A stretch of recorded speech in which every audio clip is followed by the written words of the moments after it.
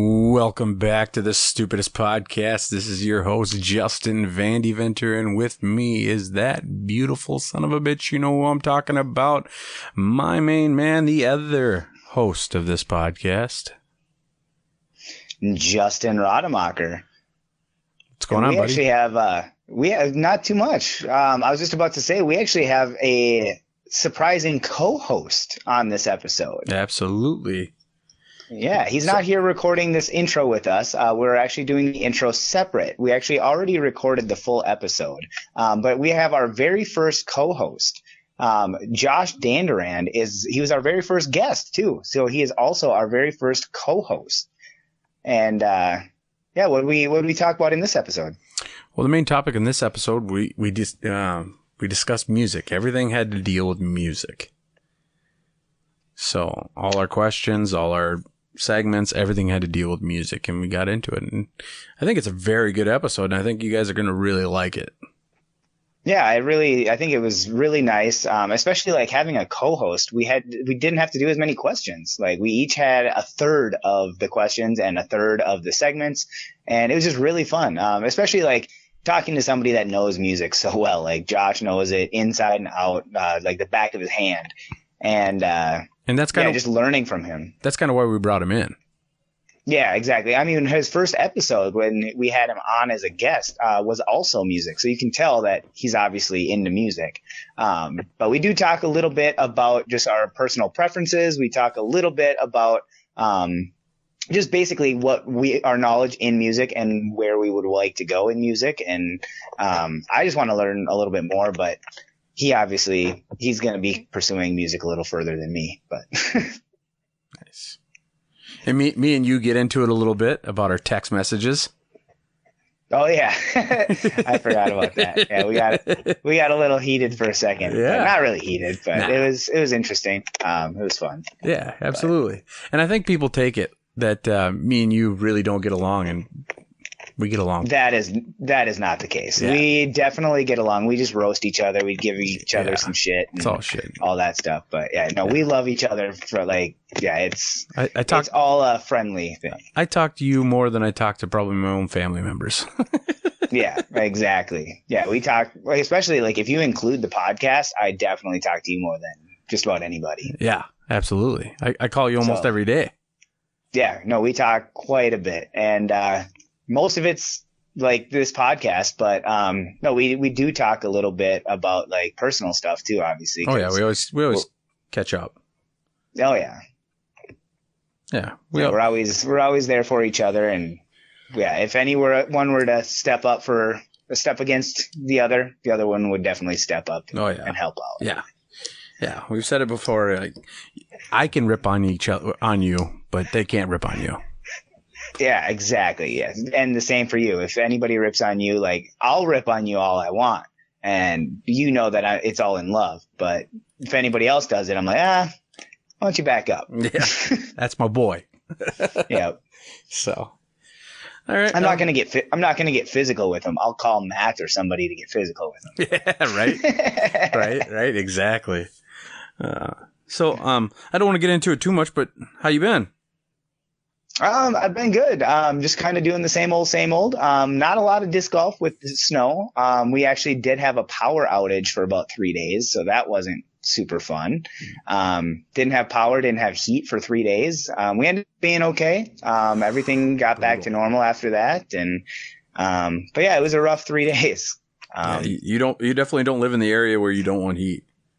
Yeah, exactly, and it was tough because our neighbor used to plow our driveway every time it snowed, and he actually did come help out after a little bit, but we did shovel the driveway like 2 or 3 times before he came over to plow it. Oof. So shoveling that driveway it's a lot. So and it was funny because we actually did that during our fast. So when you and I did that attempted 4-day fast, I had to break it so I could help shovel that and get all that stuff going. Yeah, and then I was feeling it pretty good. I didn't make it either. I made it, what, 3 days? 2 days? I don't remember.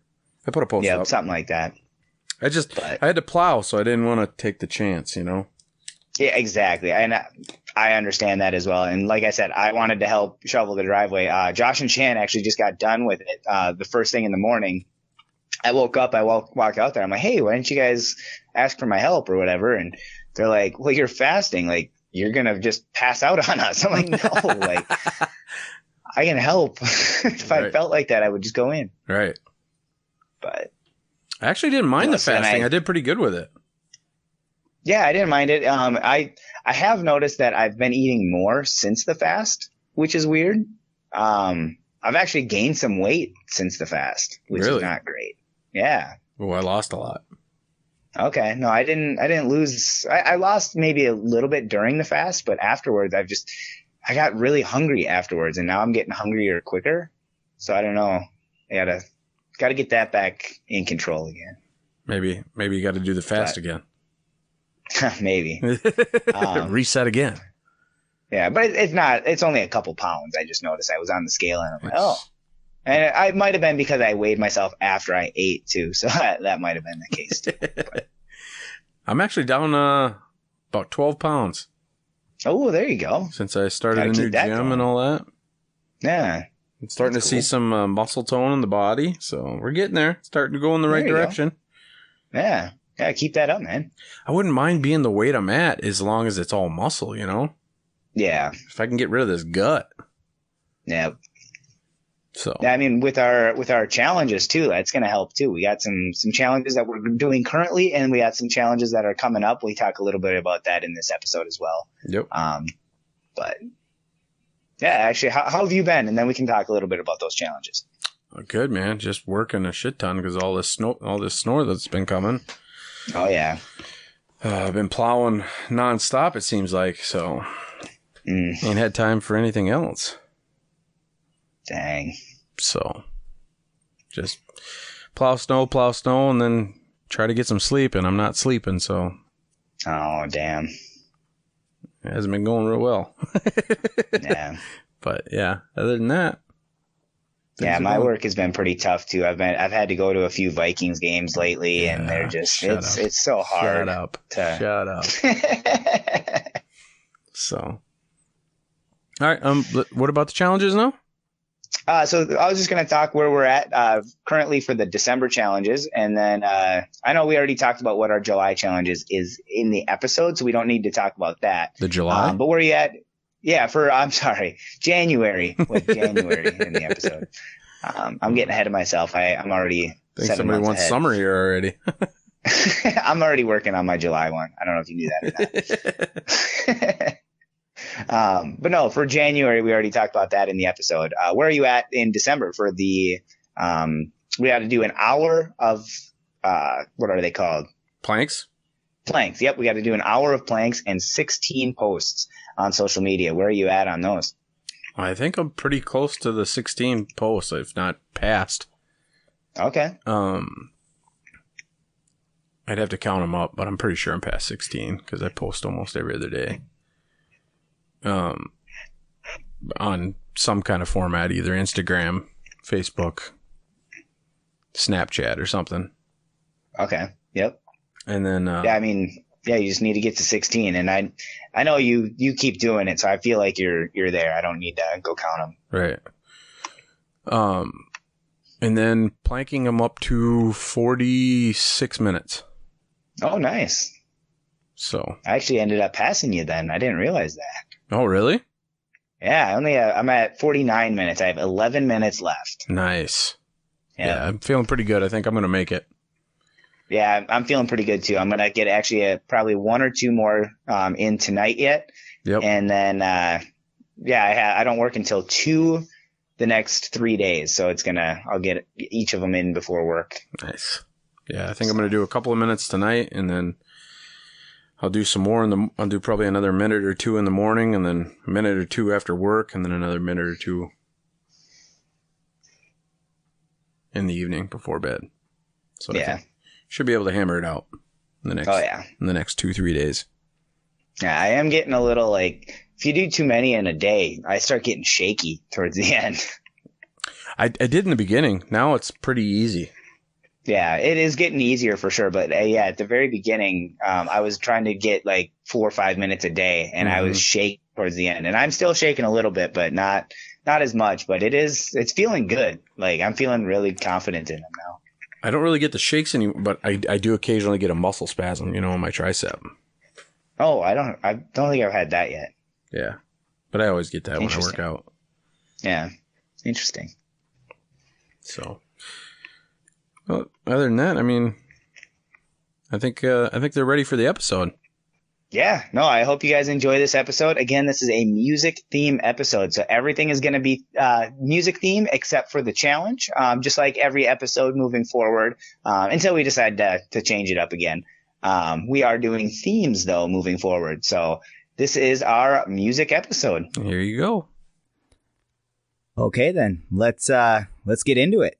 So, my first question is, what is the most recent album you've listened to?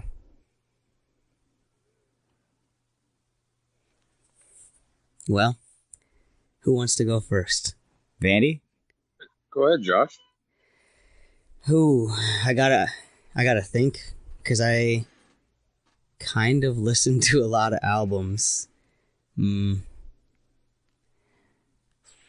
I know I just got my Spotify year in review recap, and I listened to Arcade Fire's new album, We, the most. And that's just what's in my brain right now. Because I think it sounds like pretty generic coming from me, but I actually think the most recent album I listened to was Random Access Memories from Daft Punk, which, if you remember from the last podcast I was on, is my favorite album. But I'm being serious. I think that is the most recent album I've listened to. Sometimes I can't go probably longer than a month without listening to it at least once. So I think that is actually the most recent. I knew you listened to it often, but I didn't realize you listened to that album every month. Well, it's like watching The Office for me. If a certain amount of time goes by, there's just it's like craving a food. That's the only way I can describe it. I have to hear it. Yeah. So, yeah, I think that is actually the most recent.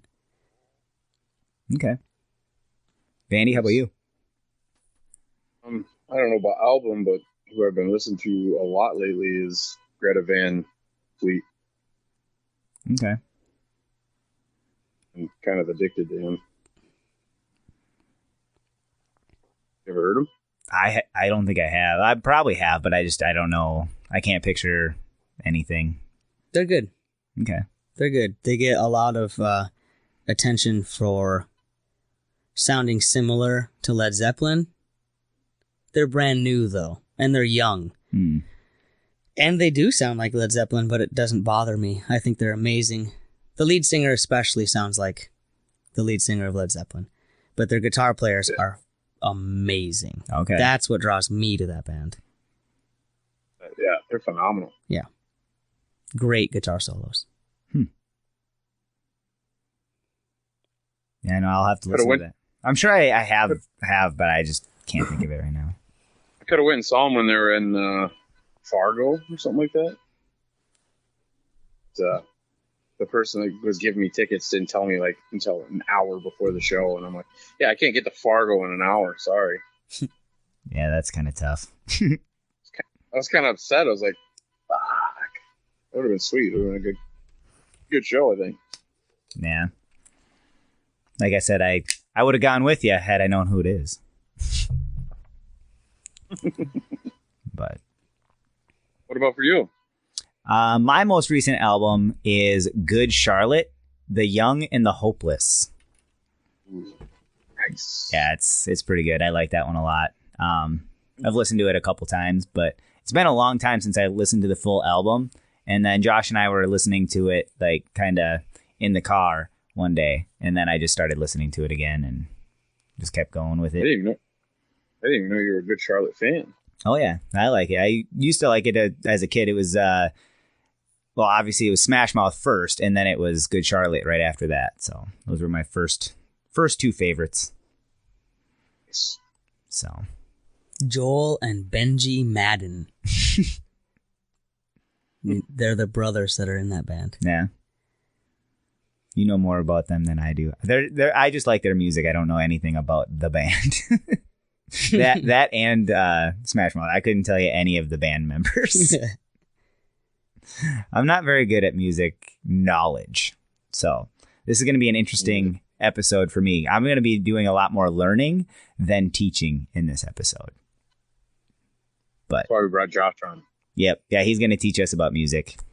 I do, at this point, I do pride myself in knowing a lot about bands of, like, seriously all genres and times. Yeah. Well, I mean, just looking, we're actually in the music room right now of the house, and there is just a variety of music here. Like, you got Purple Rain over there. You got Daft Punk. Dude, like, the further we get into this, like, the bands that I know, there's this really obscure band called Mindless Self-Indulgence that one of my 6th grade students likes right now. And I don't think... Really?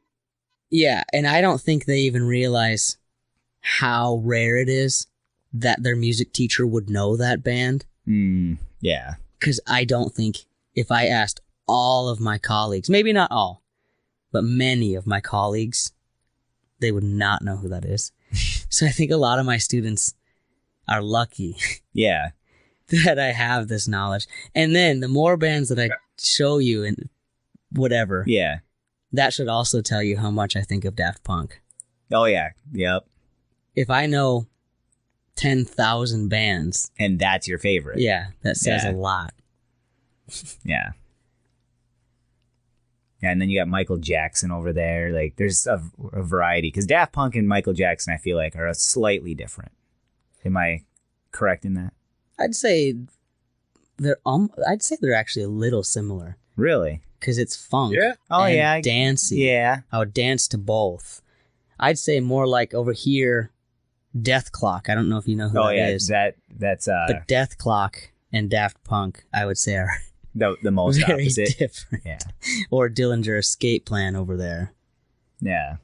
Well, I mean, because Death Clock, they're country, right? No, it's just the sound of a clock for 12 tracks. It just counts down to your death. Oh, you should listen to track 4. It's 80 beats per minute. They just, oh, do you need something heavy to, I'm here, I'll be right back. Vandy, do you want to ask I'll just put my coffee mug back there. Well, I usually get books. There you go. It's all good. Sweet. We almost had a table incident. Vandy, are you there? I'm here. Okay. Did you want to go over it? What's going on? No, we were trying to fix the table, but I was trying to have you ask your question. Because unless you guys have more for the most recent album you've listened to. No, we can move on. Oh. All right. What is your favorite genre of music? You want me to answer that one first? Okay. My favorite genre is, well, I guess it would be 90s rock, I guess, because that's Smash Mouth and Good Charlotte and all that. I love listening to that. And like, I also like some newer stuff. Like, I like Billie Eilish. I like old school rock, like Poison and Kiss and all that. So yeah, I like a variety of music. I don't have like a specific favorite genre, I guess, but if I had to say, I'd say 90s rock or alternative rock, I guess. Would that be alternative rock, right? Yeah. Okay. I'd say for me, my genre tastes change as time moves on, and I revisit genres too. But to answer that question right now, I'd probably say something towards electronica. Okay. Or just electronic. So, of course, Daft Punk would fall in that. And so would even the newest Arcade Fire. Even though they use real instruments, you know, these synthesized sounds that come out of a synthesizer. It's just, I just like it, especially right now. Well, yeah, I feel like with that, you can also like play different music with like different instruments with that music, right? Like, yeah, that's like you can play the keyboard, but it'll sound like a cello, or it'll sound like a violin, or yeah, okay. And you can mix them. You could play the synthesizer and have a real cello, and combining those two would be great. Yeah. Yeah, that is pretty cool. I wish I knew more about it. I need to study from a music teacher that could maybe teach me. You only knew one. Yeah, exactly. Or two. I gotta go with God, it changes so much. Mm-hmm. 1 week it's one thing, 1 week another week's the other. I'm gonna go with 80s hair bands. So you're going with Poison and Kiss and all them? Yep. Poison, Kiss, AC/DC, Led Zeppelin. Motley Crue. They're little. Would that also include like NSYNC, Backstreet Boys? No.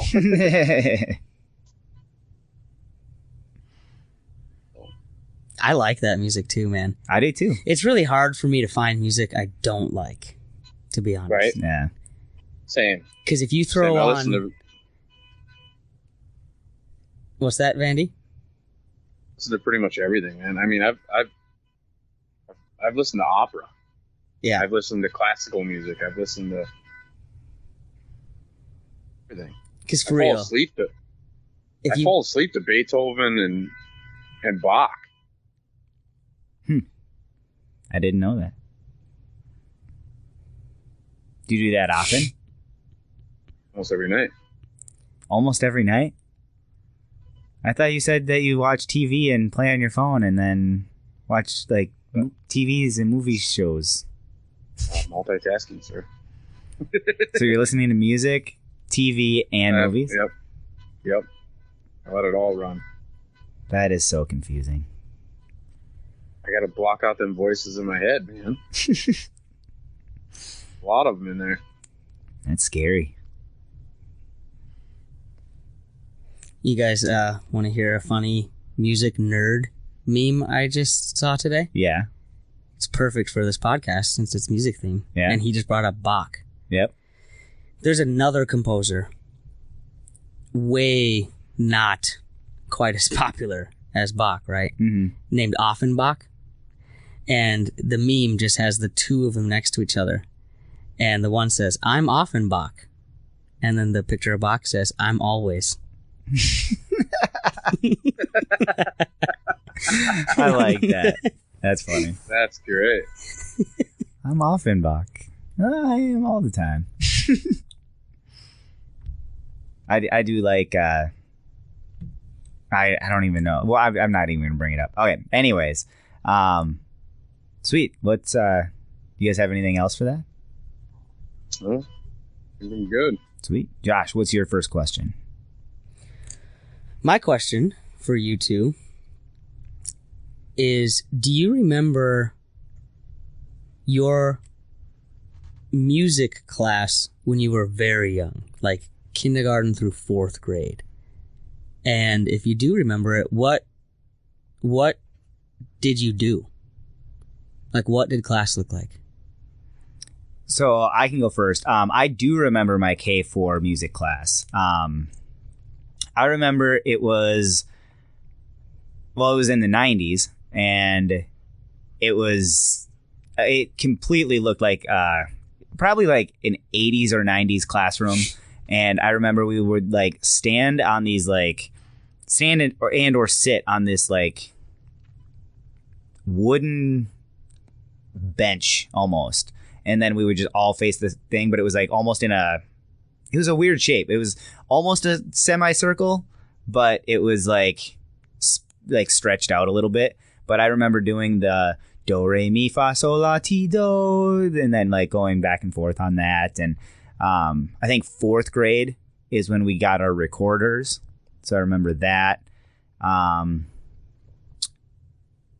remember what my teacher looked like, kind of, but I can't remember her name because I think it was the same one. I think, through the whole thing. And then, it was at Lily Lake Elementary. That's all I remember. Did you like it?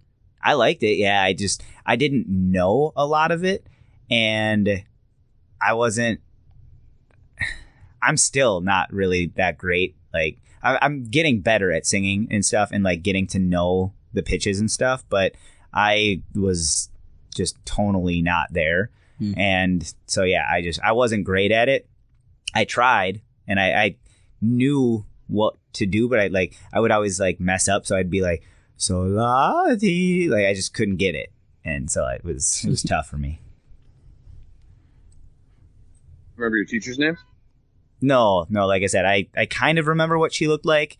I don't even think I could describe her to you guys, but I do not remember her name.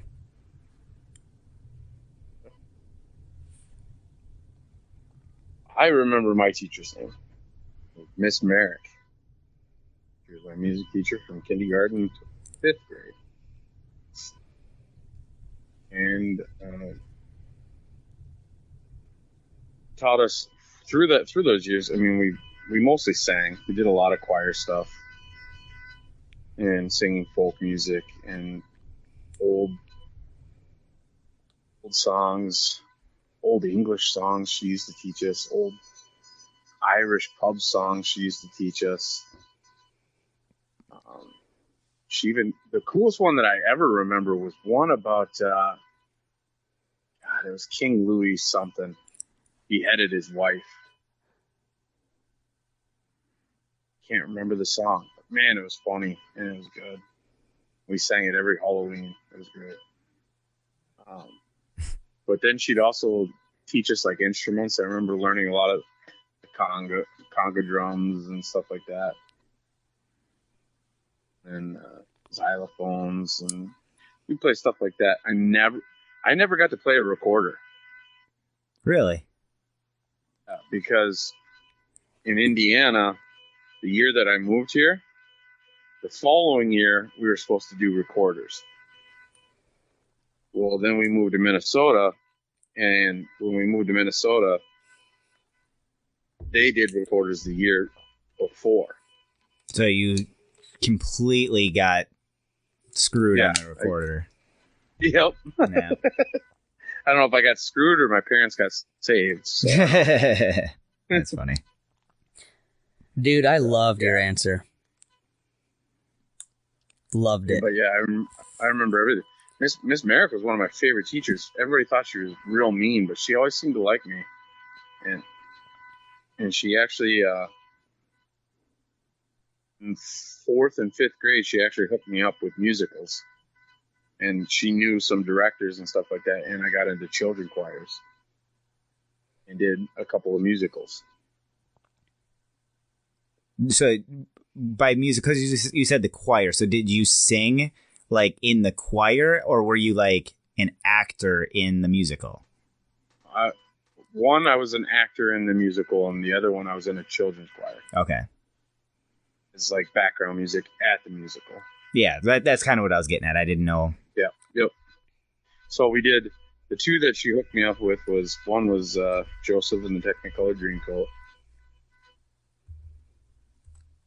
And I was in the children's choir as a background singer there. And then the other one was Grease Lightning. Nice. I was an actor in that one. You had to slick back your hair. Yep. Nice. Why did you like his answer so much, Josh? Because it reminded me of what I had. Okay. For elementary music. And it reminds me of what I do now, teaching elementary music. Because some people, I think, did a lot of singing, like what you were saying. Mm-hmm. And I've seen that. But when I grew up, it wasn't just singing. Yeah. Like we sang, but I remember just a lot of activities where we'd play things like congas and xylophones a lot. And I remember movement activities where we'd move to different speeds of a song. And I remember playing games like bingo, but it was instruments. So you'd have a bingo card with all the instruments. And then they'd play like a 10-second clip of an instrument. And you'd have to put down what it was. I do remember that in 5th grade, because in 5th grade, I actually moved to Buffalo. So it was a little bit different in 5th grade. But 4th grade, I don't remember a lot of activities. I do remember the xylophone, now that you guys bring that up. And for the most part, I remember singing, and I remember the old projectors. Like, you know, like that was like in every class. But I remember her doing a lot of projector stuff. Because I also like, Vandy, that you brought up doing something every Halloween. Because my music teacher, no matter what grade we were in, we always did these certain things for Halloween. And no matter how old you got, you didn't want to outgrow those things. So like we had the bat dance. And I still remember it to this day, but it's because we did it every year. Yeah. We sang the bat dance. We did the witches obstacle course. And it was so much fun.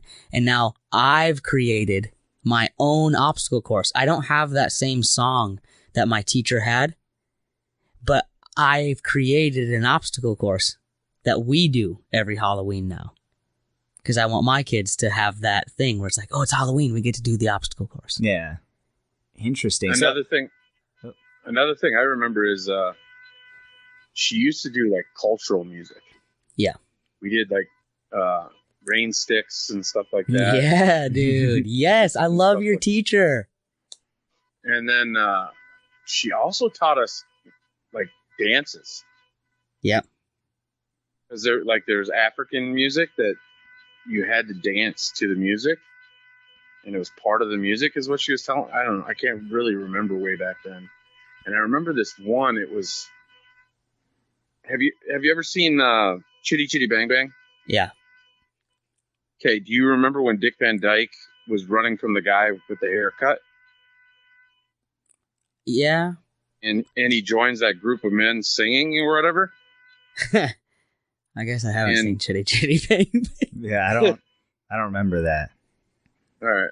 Well, he's running from them, and to hide from the dude that he fucked up the haircut on, because he was trying to make money to buy the car Okay. at the fair or whatever. So, anyways, he runs and he hides in this group of guys, and they're singing or whatever. And she told us that in that movie they did it was like an African game or whatever with bamboo sticks. Huh. And it was 4 bamboo sticks, and you had to sing as you were like playing hopscotch with these 4 bamboo sticks. It was pretty cool. I kind of remember that. Well, I gotta tell you, your teacher sounds awesome. She was great. Oh, and by the way, I remember my teacher's name too. Oh, yeah? Yeah, Mrs. Heisterkamp. I like that name. Yeah, she's dope. I feel like she could, like, create a music camp. She had a thing for everyone to remember her name, and you can't see it on the podcast, but I can do it for Roddy. Yeah. She'd say, Mrs. Hi. So I'm waving hi. Stir, like stirring a pot. And then camp, and she'd make a little tent with her hands. Nice. When you did the stirring action, it didn't look like you were stirring. I'm just kidding. Hi, Jack, camp. Did I not say it right?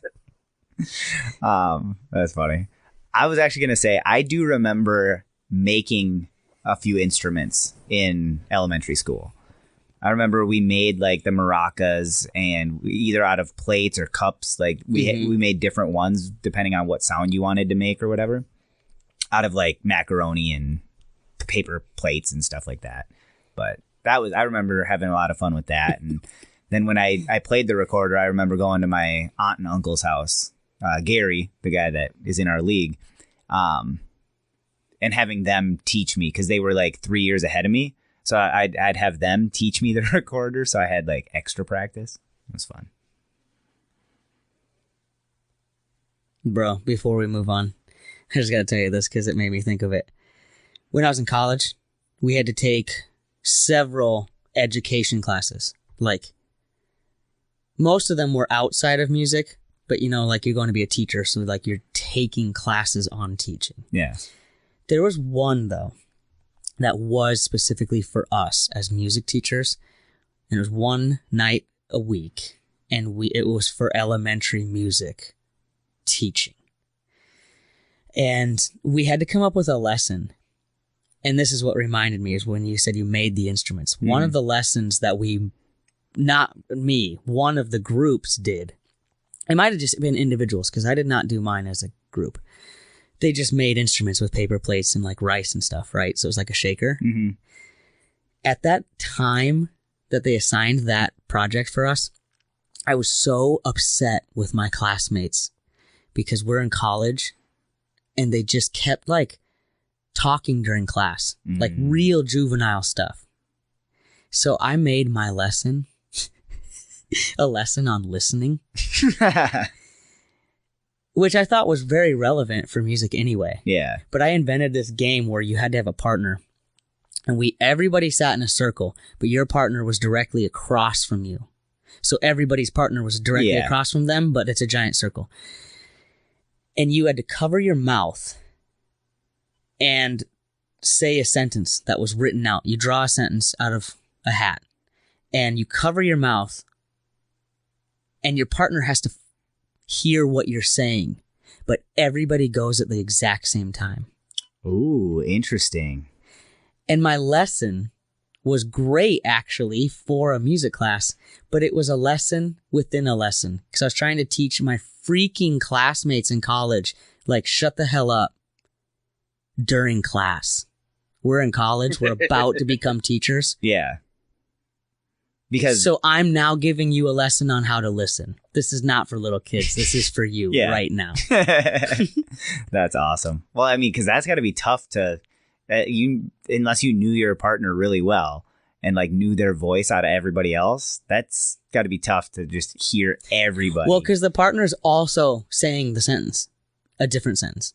So not only are you saying, like, listening for it, you are also saying a sentence. Everybody in the room is speaking all at once with their mouths covered. That makes it better. Yeah. I like that way better. I was only thinking half of the group was saying it at once, not everybody. I like that. Because I was trying to get at, like, if the teacher is talking and you're trying to listen, but your friend is also talking to you. You can't listen to. Are you trying to gather both? Like, be a good student and a good friend? How about this? Tell your friend, let's talk after class. Mm-hmm. It's that easy. And they should, they should be. But okay. I was a crabby student, like, because I was older than most of my classmates, and college to me was okay. Time to get my degree and go to the workforce. So I'm not here to really make a bunch of friends. Yeah, and they were there for friends and. Well, they might have been there for teaching too, but they were just younger than me, so they were still in a different mind frame than I was. Mm. They were trying to have an experience. Mm-hmm. Yeah. Yeah, so I didn't hold anything against them, but they needed to learn how to listen. Yeah, that's a good lesson too. I know, like, because fun. Not only was it good for the class, but it was also good for the class to learn. It was like meta. Yeah, yeah, that's cool. Gosh, whipping them into shape. Okay, my next question is: who was the last band that you saw live? My high school's pep band. Nice. We just played a basketball game last Saturday, and they played, and they were dope. Yeah, I want to listen to them this year.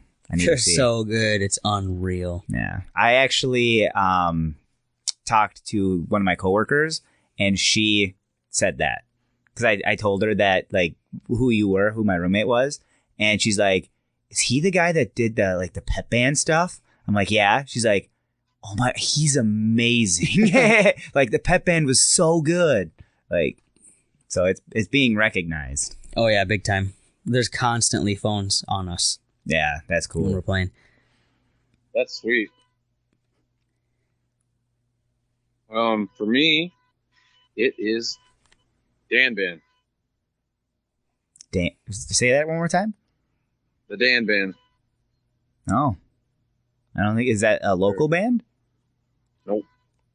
No, they were the guys that, do you remember Old School?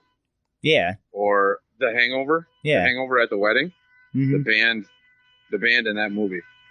Oh, you saw them live? Let me take it to the candy shop. Yeah. Yep. I'll make it like a lollipop. Yeah. Where did you see them live? It was at this Brewfest. I wasn't drinking it obviously anymore, but I went with a bunch of friends or whatever, and we went there. And all of a sudden they're like, live music this way. And there was nobody there. And I was like, sweet. And all of a sudden, and I know Dan Band. And all of a sudden they came out and they're like, the Dan Band. I'm like, no fucking way. Like, we got front row seats. Like, we're standing literally. Like, he literally high-fived me like 5 or 6 times through the freaking concert. I was like, this is fucking sweet. Like, I would have paid $60 for this experience, and I'm getting it for free, pretty much. Why didn't you just give him $60? You should have just gave him $60 so he could have had some drinks. Like, I would have bought concert tickets to that, and instead it was free. They were free music with the fucking festival going on. Well, yeah, I'm sure they were getting paid decent then. Oh yeah, it was down at Mystic. Oh yeah, they were getting paid pretty good then. That's cool. Couldn't believe it though. Like, and everybody's like looking around, like, who is this? I'm like, you kidding me? Who do you like? All right, I get it. Fuck, it was hilarious. It was awesome. He did a great show. That's cool. Yeah, I actually have 2 answers for this. So the last band that I paid to go see was actually with Josh, and we saw Parcels. It was me, Josh, and Shan went, and then we ended up running into Devin and John, and it was really cool. Josh and John actually ran into each other in the bathroom. It was pretty fun. That's crazy. Yeah. So we all hung out there, and then the last band that not even knowing they were there. Yeah, no, we didn't know that they had tickets. Yeah, it's crazy. Funny. It was actually Devin who I ran into. Oh, I thought you ran into John. And it wasn't. It was an actual physical run into because it was so packed at first half. I was just walking by and shoulder to shoulder, and being all Minnesotan, we looked at each other and was like, "Oh, sorry." And Devin first, he goes, "Josh?" I was like, "Devin?" And we're like, "No way!" And we hugged each other. And he's like, "John's right over there." And he's like, "John." And he saw me. He's like, "No way!" It was so sick. And then we spent the whole night together dancing. It was dope. Yeah, that was such a fun show. Yeah.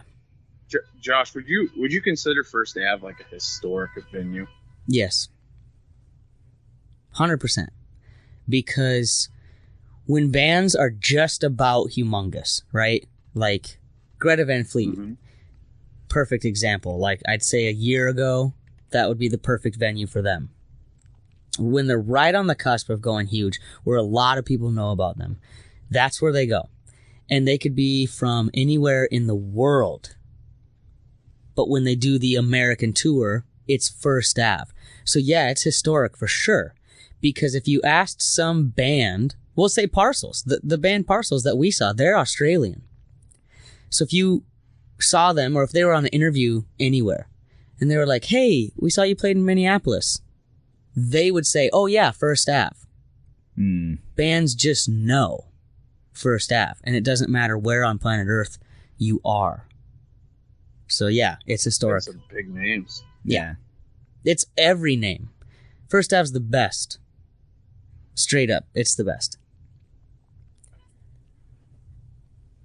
Yeah, I've only been there a couple times, but yeah, it's so fun to watch shows there. It's interesting because like I haven't seen one from the top, but I want to see a show from the top now. It's not as fun. It's not? It's nice to be up there because you can see them from the top. Yeah. So maybe you can see the band better. But there's something about the dance floor at First Ave. Okay. Because for the most part, everyone's there because they know that band. For the most part. And it doesn't matter the genre. because I've been to heavy metal shows there, and I've been to Parcels and Jungle, which are both dance bands. I've been to Yeasayer. I've been to Django, Metronomy. It doesn't matter. I've seen a lot of all different genres, but everyone wants to see that band. Mm-hmm. So everyone in that dance floor, even though you're strangers, they're your friends. That's why I like it there. Yeah, because they're like all there for the same Yep. reason. And it's not so big like the XL, where the band will never make eye contact with you. So you might even get a wave from your favorite band member That's cool. at First Ave, because it's small enough you can see them. They're right there. But it's big enough that a lot of people can go and you can dance. I don't know. I'm pretty sure I went to a Kiss concert, and I was a long ways away, but I'm pretty sure they waved at me.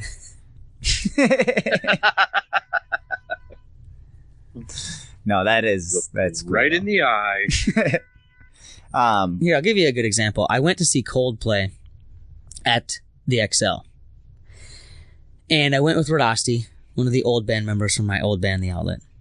And we danced, but we were up, way up. And dancing felt awkward. We wanted to dance because that's what we had normally done, because we'd never gone to a show at a venue so humongous. But we like dancing. And there was one lady next to us who was dancing. So it was like a dance party of 3. Because everyone else is sitting. Yeah. But it's freaking Coldplay, and I love them. And I love those songs. I don't want to sit and watch. But at First Ave, I will never, ever feel awkward dancing.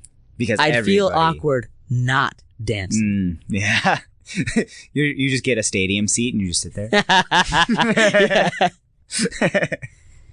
This is how I enjoy my music.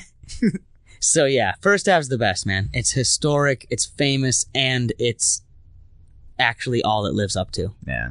It's built for that. It's the Yeah. best. I've always loved the staff members. I've never had an issue. It's just great. But yeah, that was All right. that was the first part of my answer. The second part of my answer is the most recent band that I've seen was actually at Black Bear at the casino, and it was Hairball. Nice. Nice. They put on a good show. Oh yeah, yep. So that was the most recent that I've seen. But I'm gonna ask my second question, and then I gotta go. The dog is scratching at the damn doorway. okay, what's your question? If you had to have someone or some band orchestrate the background music to your life, who would you want? Man. If I could have someone or some band, I don't know if I would have a band do it, just because I don't know bands well enough, and I don't know if they would be able to get all of the different parts of my life, because there's obviously like, you don't want to have like Smash Mouth, because I feel like they'd be good at some parts, but then wouldn't be good at other parts. If I had to have a person just that I know, I would probably have Josh, just because he knows how to do, as far as I know, Josh can play every instrument and can do any genre and loves every genre and does all that. So I think I would have Josh orchestrate my life if I had to have anybody orchestrate my life. I like that answer, actually. Were you not expecting to like the answer? What? With you, it's always a coin flip. You never know. Vandy, can How about you, Josh? I hear the music that's being orchestrated for my life? That's a good question. Ooh, that'd be kind of cool. Because if I can hear it, then Daft Punk. So then I can hear what they write What for if me. you're the only one that can hear it? Yeah, Daft Punk then for sure. What if you're the only one that can't hear it? I don't care then. Anybody. I don't care what other people hear. But that was actually a good answer though, Rod. Like practicality, somebody who could write every type of thing. I'd actually... Well, another reason I picked you is because you know me and the other person / band wouldn't know me, you know, because you're the most musical person that I know. And out of all of our friends, I feel like you are the most diverse. Sure. So, But I like that being able to write differently. Daft Punk, of course. I'm kind of being funny, but also serious. mhm. But actually, I think maybe Hans Zimmer. You know who that is? I feel like I've heard I the like Hans. name. Hans Zimmer. He's a big xylophone guy. Well, he's a big. I mean, Hans Zimmer does everything. Is he the guy that you Yeah. showed me on YouTube? Probably not. Hans Okay. Zimmer wrote Pirates of the Caribbean theme song Oh, okay. Interesting. and Interstellar. Hmm. And most recently, he did Dune. Oh, nice. He did the songs for True Romance. He did so much. He actually, believe it or not, did a lot of the background music for Lion King. Lion King always gets like, oh, Elton John. Well, Elton John didn't write all the orchestral stuff. Hans Zimmer. Yeah. Hans Zimmer is just like all over the place. Sometimes credited, sometimes not. But the difference between someone like him and like John Williams, do you know that name? I feel like you've said Yeah, that name that's, too. That's who I'm picking. John Williams, he does like Star No. Wars, Jurassic Oh, Park, okay. Jaws, The Patriot, which a lot of people don't know, but that's probably my favorite John Williams track. He does the music for the New England Patriots. Yeah. Did you see their play the other day? I haven't actually seen the play, but I've Okay. heard about it. Okay. Yeah. We probably shouldn't stop talking about music because if we start talking football, this could go south. I do just have one question on He it. usually does. Yeah. I do just have one question on it. So it was did he purposely like fumble or not fumble, but toss it back to his player, like to a player, or did he just fumble it like on purpose? They randomly, I think seriously, they had a brain fart. They did the lateral game. Okay, yeah. It wasn't just one guy. They were Okay. playing the lateral game. Yep. I think the first guy did it with a brain fart, and the second guy did it because the first guy did it. Oh, we're doing it. We're Yep. doing it. Yep. But did they just It was tied. Oh no. It I was didn't know 24 that. to 24. I didn't know that. And they're doing the lateral game. And on the third lateral, he throws it right to the Raiders guy, who then stiff arms the fuck out of Mac Jones and scores a touchdown and wins the game. Oh. Okay, because I didn't actually see the play, but last night It's beautiful. Yeah, but last night I was at Lambeau watching the Rams play the Packers, and the Packers decided to do the lateral, but it was just one, Mhm. but it was terrible. Like he was trying to give it like lateral it, but there was nobody around, and it looked like he just fumbled it on purpose. And people were like, "Oh, he learned that from the Patriots," and I was like, I heard Yeah. about it, but I didn't actually see the play. No, dude, that happened. And the Vikings game with the biggest comeback in NFL history, and the Jags winning with a pick Dude, that game was six sick, in too. overtime, and the Chargers winning on the final drive. This weekend was Insane. absolute. Oh, and the Bengals Yeah. losing 17-0 at halftime and ended up winning, I think, 34-17. Yep. Like, this was a crazy week. It's crazy that the Vikings got the biggest comeback win in history, and it's not even like at that memorable Yeah. because of the Everything craziness else. that happened to every game this week, just Mhm. about. Well, but it's also not as memorable right now because it happened first. It's the furthest thing away from. Sure, because didn't something crazy happen on Thursday too with the Niners? Oh, maybe. I guess I didn't watch any of Thursday. Yeah, it seems like a. Did you see the ref that forgot to turn off his mic? What did he No. do? Yeah, they're really trying to blame the refs for cheating or whatever, or trying to stack the game. Yeah. He forgot to turn off his mic, and the mic was by his mouth, and all of a sudden he's talking to his other line ref, and he goes, "Hey, let's just call it oh shit." Oh. Oh, what game was that? Can't remember which one it was. I just saw a clip of it. Wow, that's not good. All right. Yeah. Anyway. Yep. John Williams. This is what I was getting at. With Hans Zimmer versus John Williams. Yep. So John Williams writes epic, incredible pieces that, this is my opinion, Vandy, especially since you're going to pick him, and I'd like to hear your thoughts. John Williams seems to write amazing pieces that we later, as listeners, think, God, that was perfect. So when we think of Star Wars, we think of dun dun dun dun dun dun dun dun dun dun. But I think of Willow. But if you if you try to make it so you don't think of Star Wars, this is weird. If you heard that song and I said, what do you think that's about? I don't know if you'd say, oh, a war in outer space in a galaxy far, far away. You'd probably say like, oh, like something majestic, because it's just like more majestic sounding. Yeah. We've tied that to Star Wars. Have you ever done that with your students? No, but You take a classical piece like that or something like that, and you tell all your students to close their eyes and just listen to the music, and then you have them write down what they saw. See, this would be a fun experiment then with John Williams versus Hans Zimmer, because John Williams, the kids could maybe write anything, because in my opinion, it doesn't always sound like what he's going for.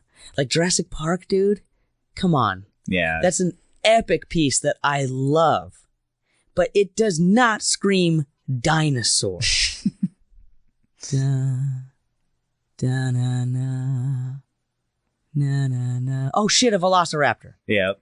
No, it's so peaceful and epic and beautiful. It's not scream horror, scary dinosaurs. Now, Hans Zimmer. I think that's what makes that movie that much better, though. Well, that's because we have now tied that to it. Well, I think that music made the dinosaur more majestic. Yeah. Yes, it does. Especially like when you first see the Brontosaurus and like the big field of dinosaurs. And that's when they play the calm music. I just think Hans Zimmer, he has a different approach. So like I watched an interview when he was writing the music for Dune. He's like, Dune, okay, this takes place on a different planet. And how are we supposed to know anything about the music of that planet? We can't. Mm-hmm. So he went out and hired musicians that play the most obscure instruments. That's awesome. That are hardly...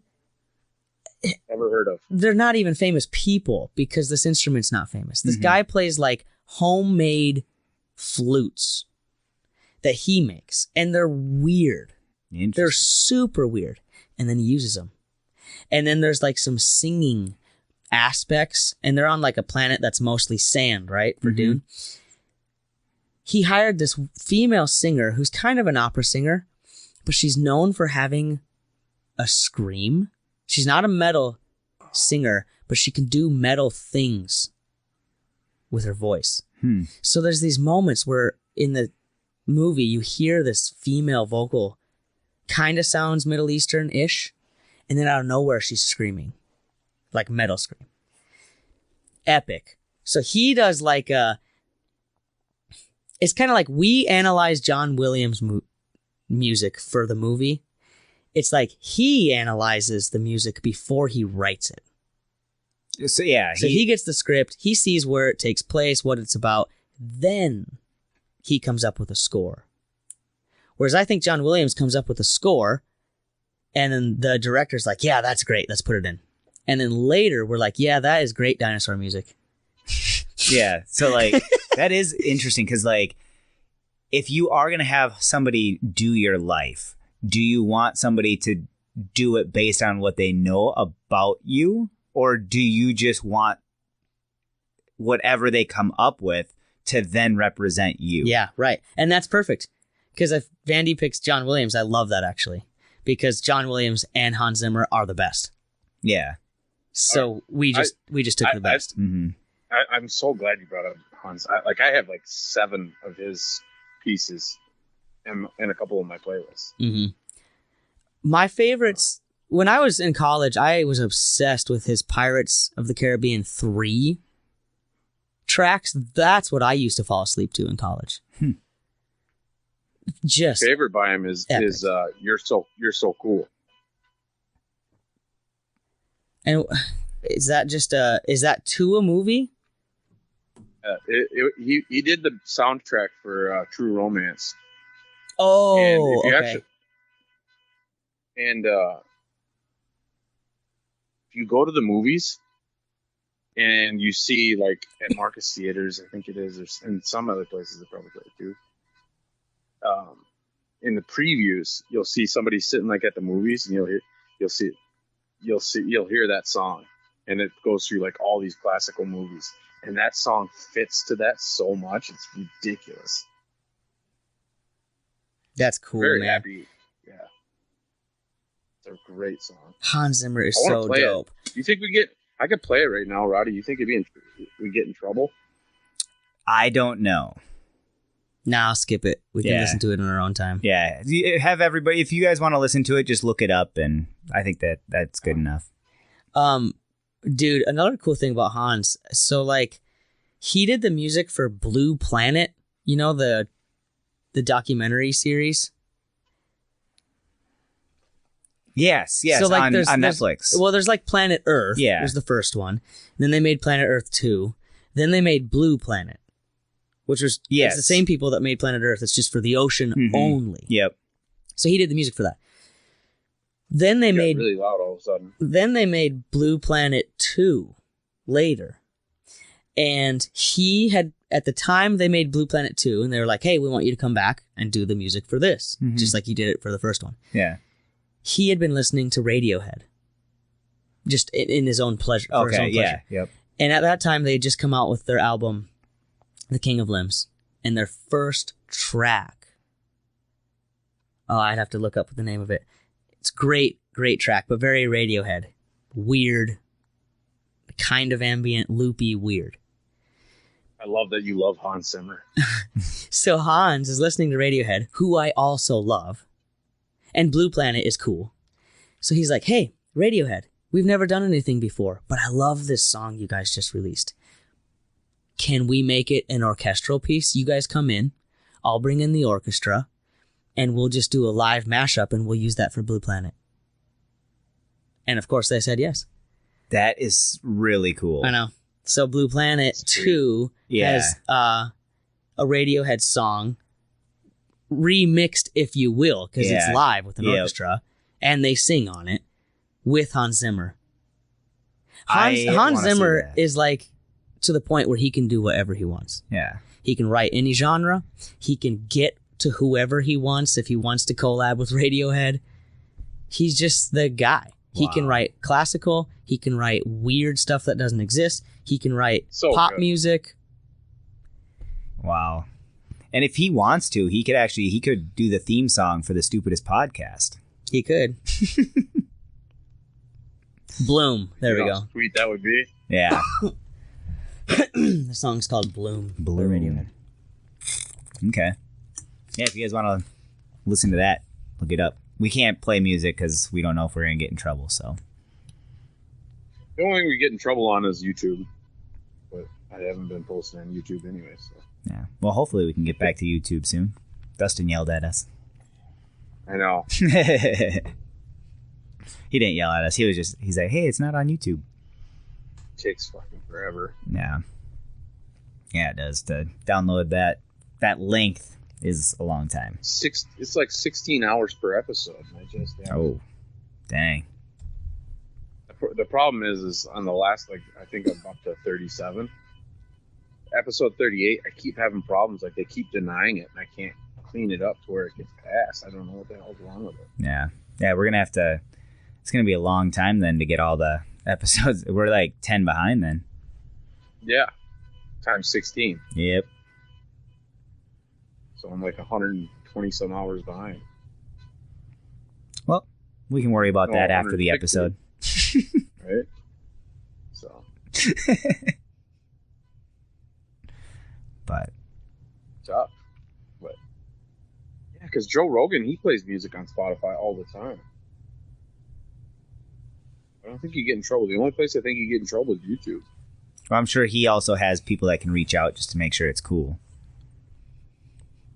You know what I mean? He's got Jamie. I think that's the only place he's also out his stuff is Spotify. So. Well, yeah, but what I'm saying is like he could reach out to people, or they can reach out to people. I don't think those people can get in trouble. I mean, maybe I don't know. I guess I don't know the rules. Yeah. All the way on it. This is the stupidest podcast.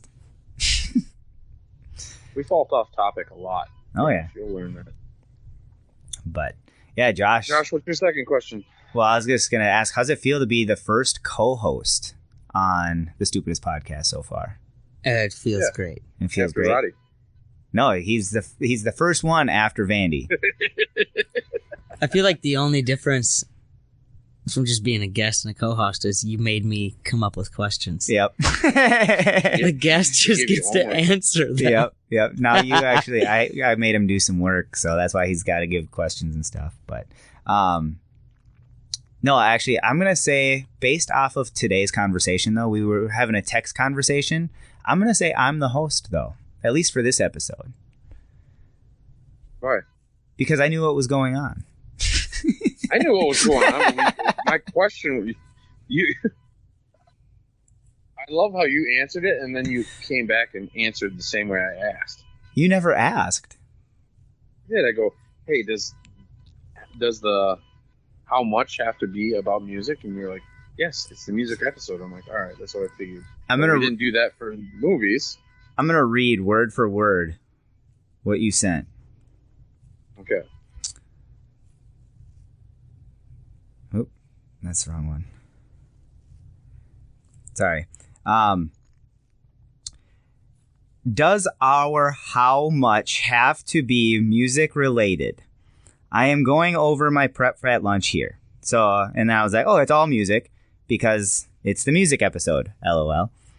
And then you said, oh, okay, I figured. And then I sent you what we needed. And then you said, yeah, I got the music challenges are hard because I have the episode ready, just didn't do music challenges. Well, I mean, I just said, well, the challenges don't have to be musical because those are the exception because our last episode was movies and we didn't do a movie challenge. But there was no question mark or question that you asked. I was confused. Well, you said, well, yeah, that's why I asked. And you didn't ask anything. Why I asked, does our how much have to be music related? And you said, it's all music. It's the music episode. And I said, so that's why I was saying, that's what I was asking. And then you just contradicted yourself with, it's all music. It's the music episode, LOL. Well, yeah, but the how much and the monthly challenge are completely different things. Those are two different segments. Yeah, but then you just told Josh that we could, when we were going through prep. What do you mean? Because Josh just goes, I don't have any, I can't do anything for how much for music. And he said, that's fine. No, he just didn't have any questions for that segment. He didn't know what to do. Because he didn't know any for music, is what he said. No.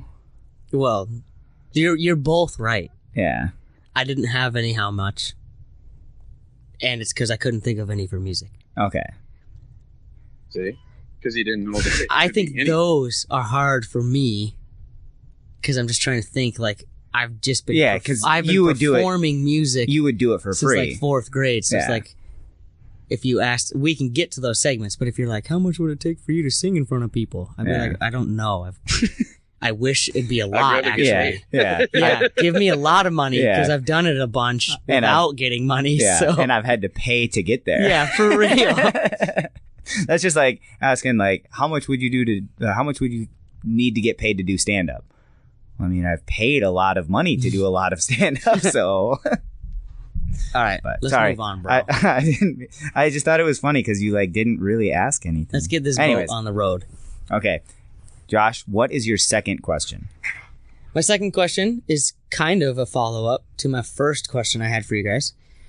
But when you were in whatever, middle school all the way through high school, were you in band or choir or something like that. Were you in it because you wanted to be or because you were forced to? And if you quit, why did you quit? Well, I was in choir for a little bit, but that was only in middle school. It was not in high school. I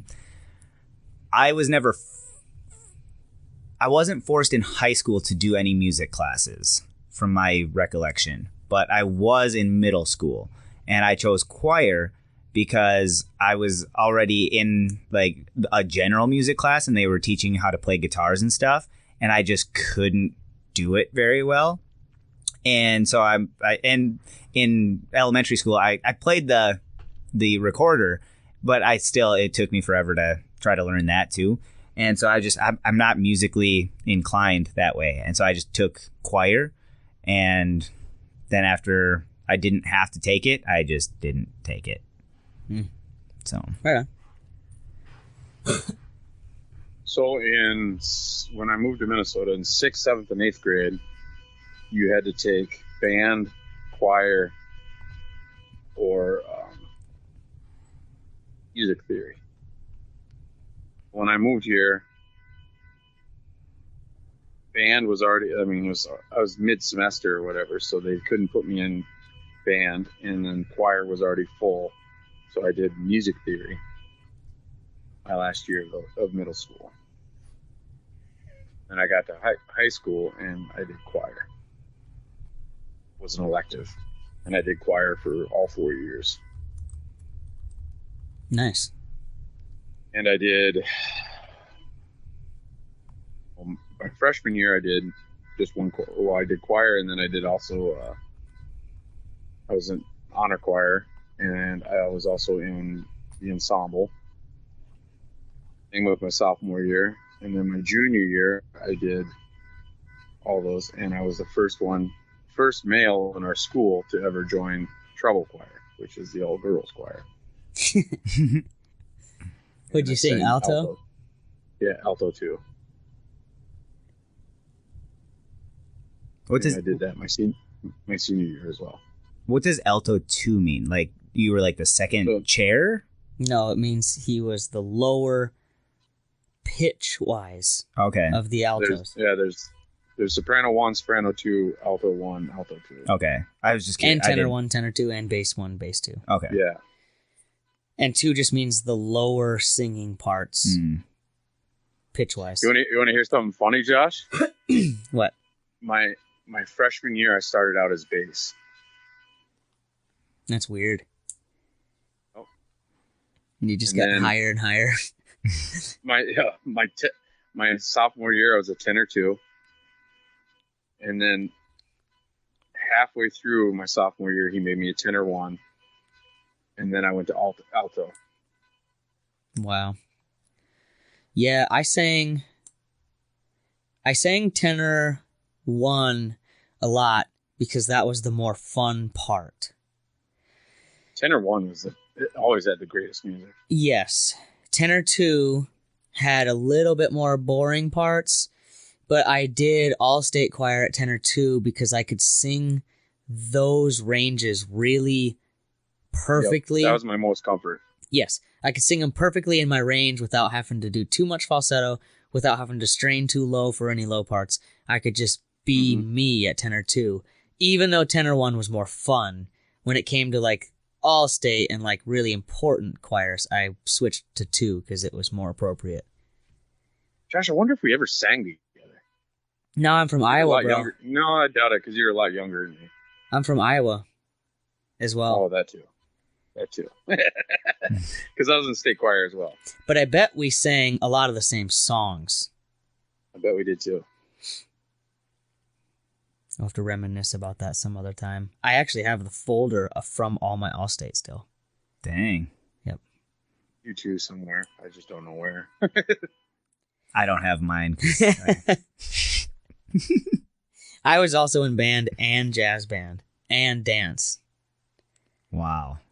Do you know how many hoops I had to jump through to get into treble choir? Why? Because they didn't want a guy to be in an all-girls choir. You should have just said you were a girl. Yeah. It was teachers were just like, he just wants to be in there so he can be. I'm like, you look at my freaking records. I go, this is the only class that I actually pay attention in. I actually loved it. You know, I loved choir. I go, I'm in freaking 6 choirs. And you're not going to let me do the one that's actually going to push my range the most? Well, so my next question is there anything in life that music doesn't make better? Anything in life that music doesn't. Obviously, like,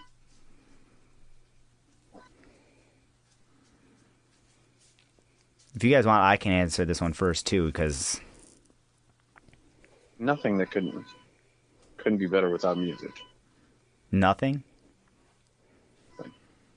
Music can go with anything. Anything. Okay. Got something that it doesn't go with?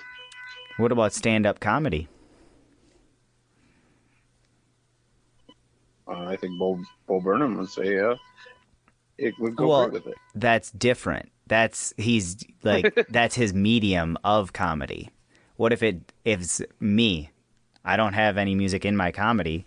Would playing music in the background necessarily make it better?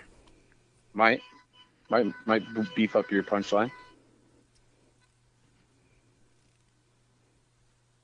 I don't know. I'm throwing it out there. I'm seeing what you guys think. What if you were playing the quiet game? That's a good one. You're playing the quiet game. Music is not going to help that. Yeah, probably not. I don't know.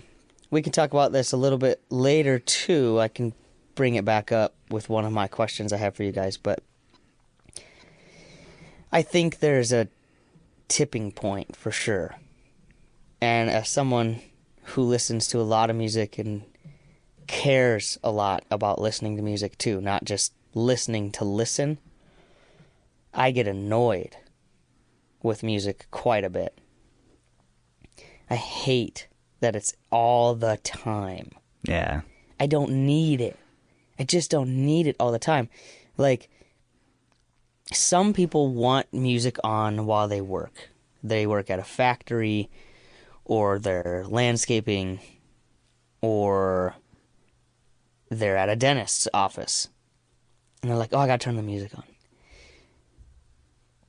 So, and I'm not dogging it because some people like it, because they say it helps pass the time. For me, I think it downgrades music. Not that all music has to have a sacredness to it, and it doesn't have to always be spiritual. But it's like... It does, Josh. Yes, it does. Well, that's kind of why I think of it this way. Because when I worked landscaping, we, for the most part, had those headphones, you know, that have, like, the radio dial. Mm-hmm. So they're kind of noise-canceling-ish. You know, they're good for using concrete saws or whatever. And you can turn on the radio if you want. But we had a foreman one year who also had that big, like, DeWalt boombox, you know what I mean? You've probably seen it before. Mm-hmm. And he's just, like, always had to have the music on. Mm. And no matter what station you put it on, if it's something that plays somewhat new music, new country, new pop, new rock, whatever, you're going to hear that same song the next hour. Oh, yeah. So you listen to about 12 tracks a day. And to me, now I hate music. Like, by the end of the day, if I hear that fucking song again, I'm going to throw that DeWalt. I get what you're saying. So, yeah, your question is, what's the exact question again? So the exact question is there anything in life that music doesn't make better? Sure. I guess my answer would be work. Yeah. And I might be weird. But my biggest thing when I'm working, my favorite thing to pass the time is talk to my coworkers. Mm. If I'm alone working, then sure, I might crank some tunes, but I'm choosing the tunes. But if I'm working at work, like my old jobs, with people. I'd rather just talk. Mm-hmm. That helps pass the time. I can really get into that. But when I hear Shinedown for the 8th time, and I like Shinedown, so that's someone who I could think of. Mm-hmm. It's like, bro, now it's not helping pass the time because I've heard this so much that I know the song really well, and now I realize how long I've been laying brick. Yeah. Because it's only the second verse. Yeah. And I have like another verse, and I have a bridge and an end of the chorus, and I'm probably only going to get 4 bricks laid in that time. Oh, God, no. You're really breaking it down. Yeah. I know, man. I know. That question, I like that question, though, because I have a cranky little bitch answer about it. I do understand it, even though I don't do landscaping. My coworker plays music on like a radio station through his computer, and I like it for the first little while. But then again, if they have repeated music, I'm like, okay, let's listen to something else now, you know? And it's crazy because the radio station literally advertises that they don't repeat music during the day. And they'll repeat the music. And I'm like, you just said you didn't repeat, and you played this 2 hours ago. Mm-hmm. Like, Nice. Okay. Whose death has been the biggest loss to the music community in history? I mean, I'll just go with my answer to start. Because I don't know music as well as you guys do, I'm going to say Michael Jackson, just because I know he was a huge pop star. He's the king of pop and stuff like that. And millions and millions of people knew him. Otherwise, my other one is Prince. I remember when I heard about Prince's death, I was on a cruise ship. So Curious for Josh's answer. I'm curious for yours, actually. Who do you think? You go first. Stuck. Who's stuck? Thinking, kind of leaning on John Lennon. Who is he? Jim Morrison. John Lennon was a Beatle. Who's the Beatles? Yeah, right? They were a big influence on the Monkees.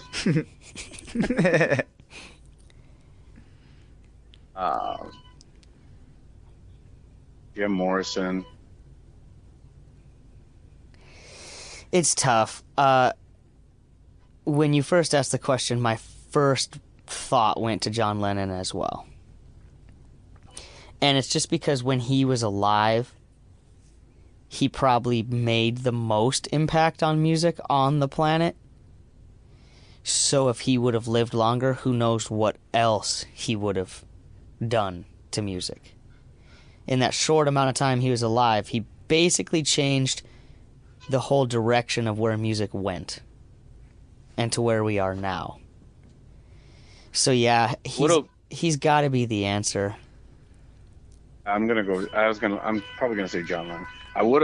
I know you're probably not gonna agree with me and probably really could go on a rant, but I would have really loved to see Elvis. Well, Elvis, no, I actually agree with that too, for the same reason. Elvis was also huge in changing the direction of where music was going at the time and to where it is now. I just would have loved to seen what he would have done next, because when he died, I think was the time that he was actually starting to break free and be himself. Yeah, I think he was influential because of all the rules he was breaking. You know, because he was kind of sexy, right? Right. And that whole thing wasn't a thing yet. So he was breaking a lot of rules. And that's why I would agree with you that he could have been, you know, the hardest loss. And then Lennon, he was breaking the rules with what he was saying. Yeah. You know, because there's... I would have liked to see what Lennon was going to come with next. because I don't think he was done. I think there's so much more. No, and that's, Yes. I think, you know, when you start going into conspiracy theories of the Beatles, they're fascinating. Fascinating. You know, there's a lot of people who think he was not killed by some random fan. Like, his words were becoming too powerful because so many people loved him. Mm-hmm. And it wasn't like, oh yeah, America likes him. This was a planet Yeah. loved him. So if he would have said What? anything, the planet would have followed him. So if he was at that point a very dangerous man to someone who doesn't believe in what he's saying. And what's crazy was he was that big with zero social media. Just like me. I'm just saying, like people, he was worldwide known Yeah. when there was barely TV. Why did he make the decision not to do social media? That's stupid. I had to ask it. Yeah, man. And then there's a lot of other ones too. I mean, I don't know. It's crazy how big that those guys got, though. I mean, doesn't that kind of blow your mind? Like, there's musicians out there that have way more advantages, and that guy got huge with nothing. Well, it's because there was less to listen to, though. Yeah, that's true. Yeah, that makes sense. Because now, yeah, we can Come just back. now we can just go and start a YouTube channel tomorrow and write all of our songs and get 800 listens, and that's it. And that's because Right. 8,000 people also started a YouTube channel yesterday and did that. Mm-hmm. So, like, now it's like you can find whatever you want to listen to, but no one's ever going to be as big as the Beatles ever again. Yeah. And like it's this not podcast. because they're not that good. Like, in my opinion, I think Daft Punk is as good as the Beatles and Mozart. But Daft Punk will never be as big as the Beatles or Mozart. Because think about how big Mozart is. He's bigger than the Beatles. Because everybody knows that word, Mozart. And not everybody listens to classical music. Right. He was big before. So, like, yeah, Lennon didn't have social media. Mozart didn't have radio. Yeah. Mozart didn't have electricity. Yeah. But it's like it's also like you said, there's less to compete with. Yeah. Mozart only had to compete with like 6 other people. Yeah. Yeah, there's pretty much like a timeline with classical music, and it's like the person at the time. So, like, Bach was number 1, and everything before Bach was basically coming out of Renaissance. Like, Bach made the structure. Like, that's it.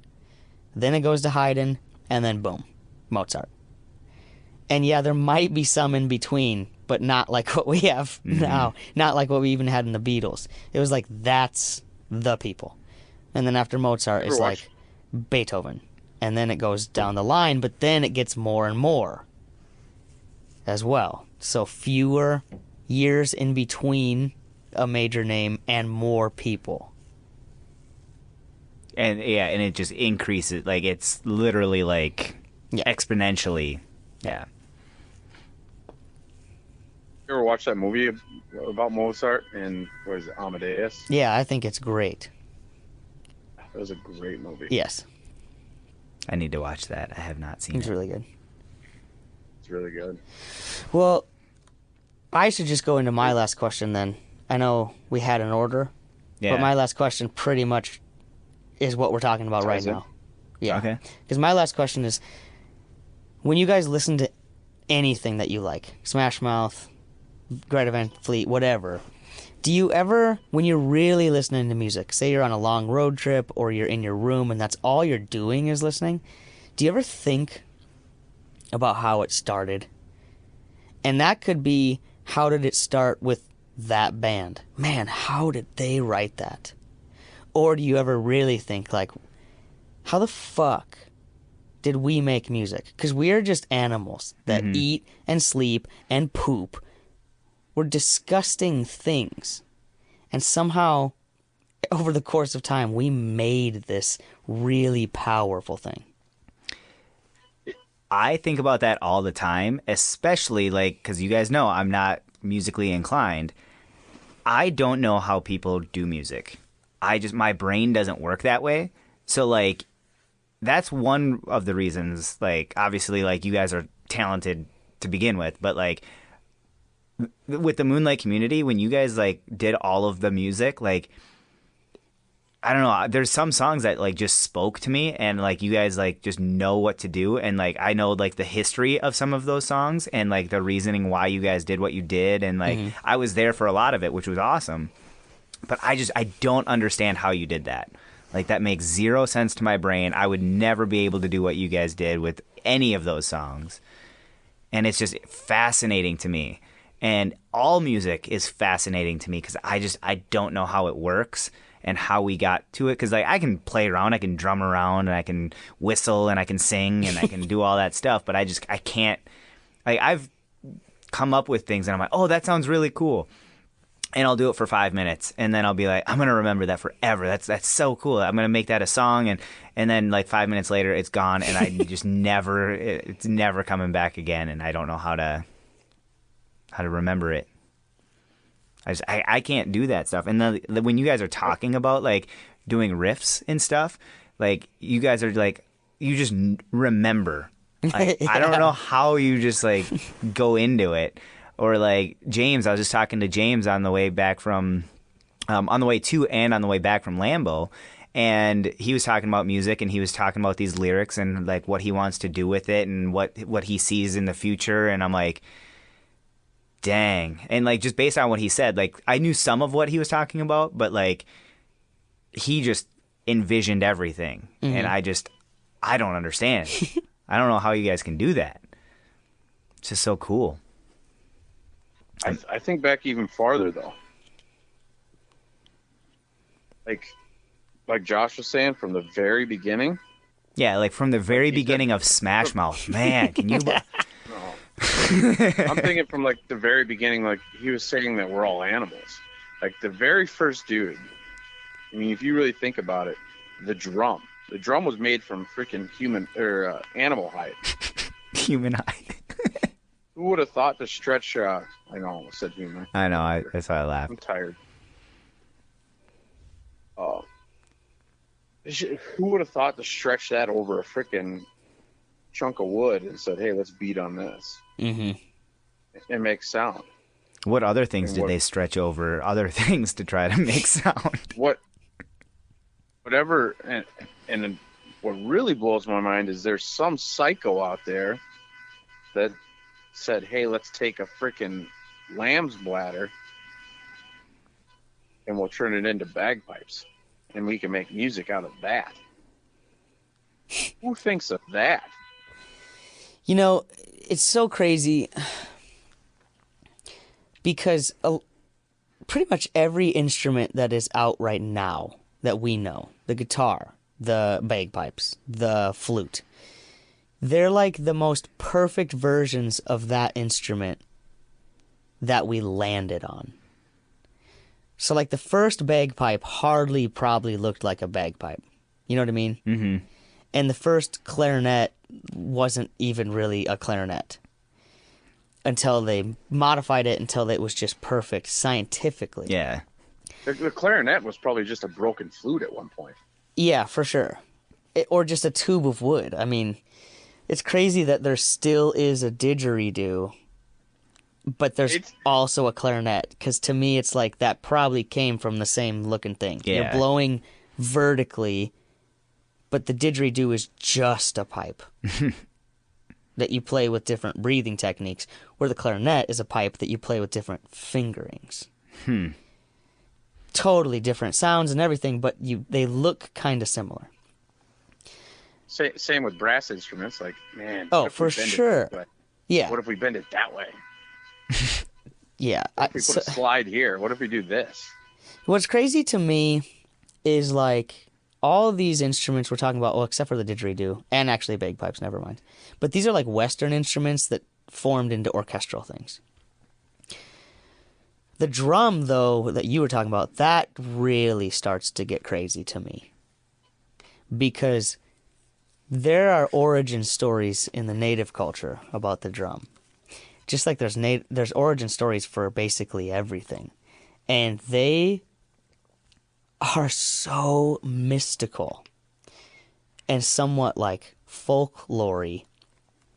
Those are terrible words to describe it because those are Western words.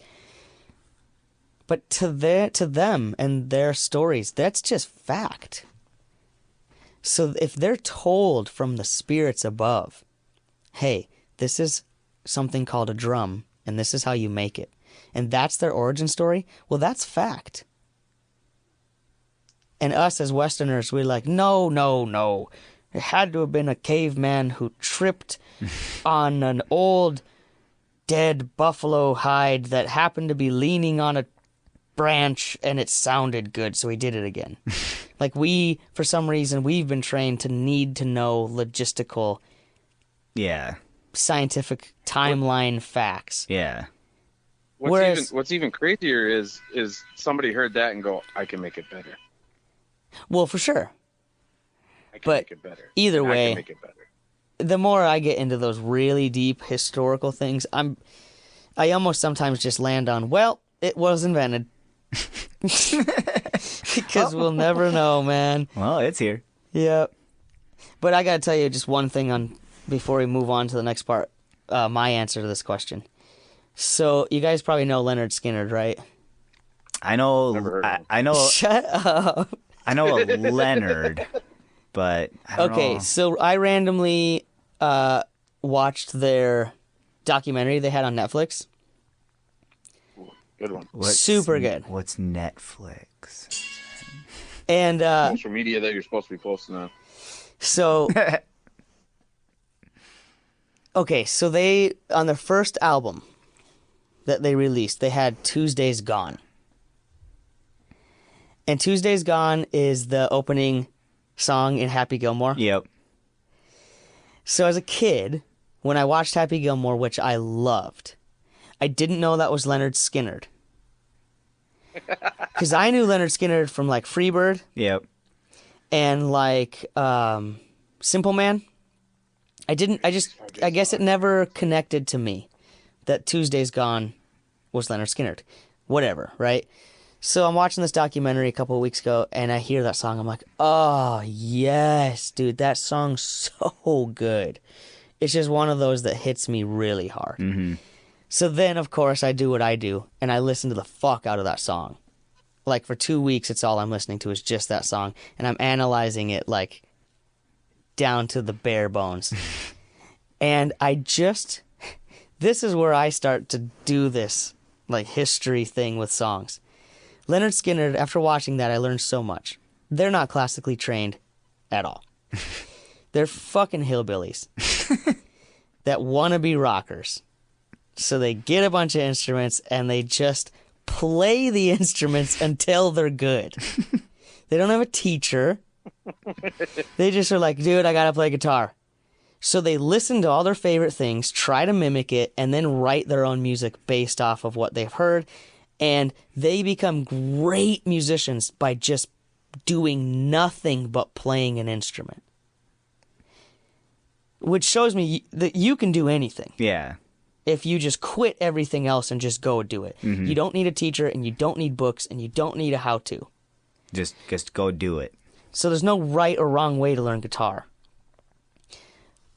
Okay, now having said all that, they write that song, Tuesday's Gone. That guitar in that is so fucking good.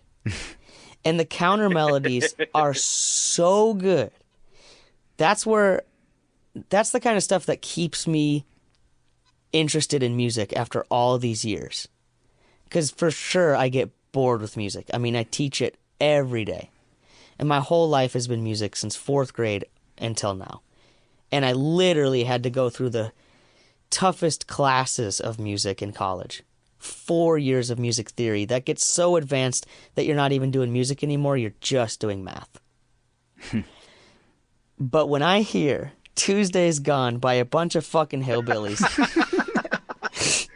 I'm like, yes, that's why music is dope. Because you listen to Moonlight. Yep. And you say, how did they write that? Mm-hmm. Dude, I know how to write music. Yeah. And I listen to Tuesdays Gone and I say, how did they write that? Yeah. Like, all they do is smoke cigs, drink beer. They stayed in that cabin by the river filled with mosquitoes. It's hot as fuck. And they wrote that. Josh, Wow. I wish you had TikTok because I would love to share. I stumbled across this fucking one guy's TikTok and it is the most badass thing I think I've ever seen. It's the Eagles. He's got Leonard Skinner. He has, but the cool one that I found was it's all the back behind the scenes guys. It's really cool of them just riffing together and stuff like that. Mm. But I found one with the Highwaymen. There's like 4 or 5 videos of them, of Chris Christopherson, Johnny Cash, Waylon Jennings, Willie Nelson, Tom Jones was in a couple of them. But they're sitting around just passing around a whiskey bottle, smoking cigarettes, and they're going, hey, I just wrote this yesterday. Tell me what you think. And then they're adding in this and that. And it's the most coolest fucking video I think I've ever seen. And there's like 4 of them. It's pretty freaking sweet. And then there's one like with the Eagles. They were singing 7 Bridges in the hallway. Mm. Yeah, dude, that's regardless, I guess, whether it's music or football or disc golf, I do love watching people who are just so good at whatever they're doing. And when you get, like, what you're talking about, those videos, that sounds fascinating. So you're right, I would love those videos, because get a bunch of really good musicians together and let them talk music. It's amazing. It's just, I love seeing the potential of humans with their craft. Mm-hmm. Like I Trevor used to have Lawrence. a huge fan of that kind of music, and it was just awesome to watch. Oh yeah, that's like the same with me. Like, I don't love Leonard Skinner. I think they're cool and I like a lot of their songs, but it's not like they're my favorite band. But watching that documentary, I was like, oh, these guys are dope. Like, I just love learning. I watched Garth Brooks too. I've always been a fan of Garth Brooks, but that documentary was incredible. I didn't watch that either. I need to watch that too. Garth Brooks is so good. Yeah. So good. Does Leonard Skinart, or how was that pronounced? It's called Leonard Fournette.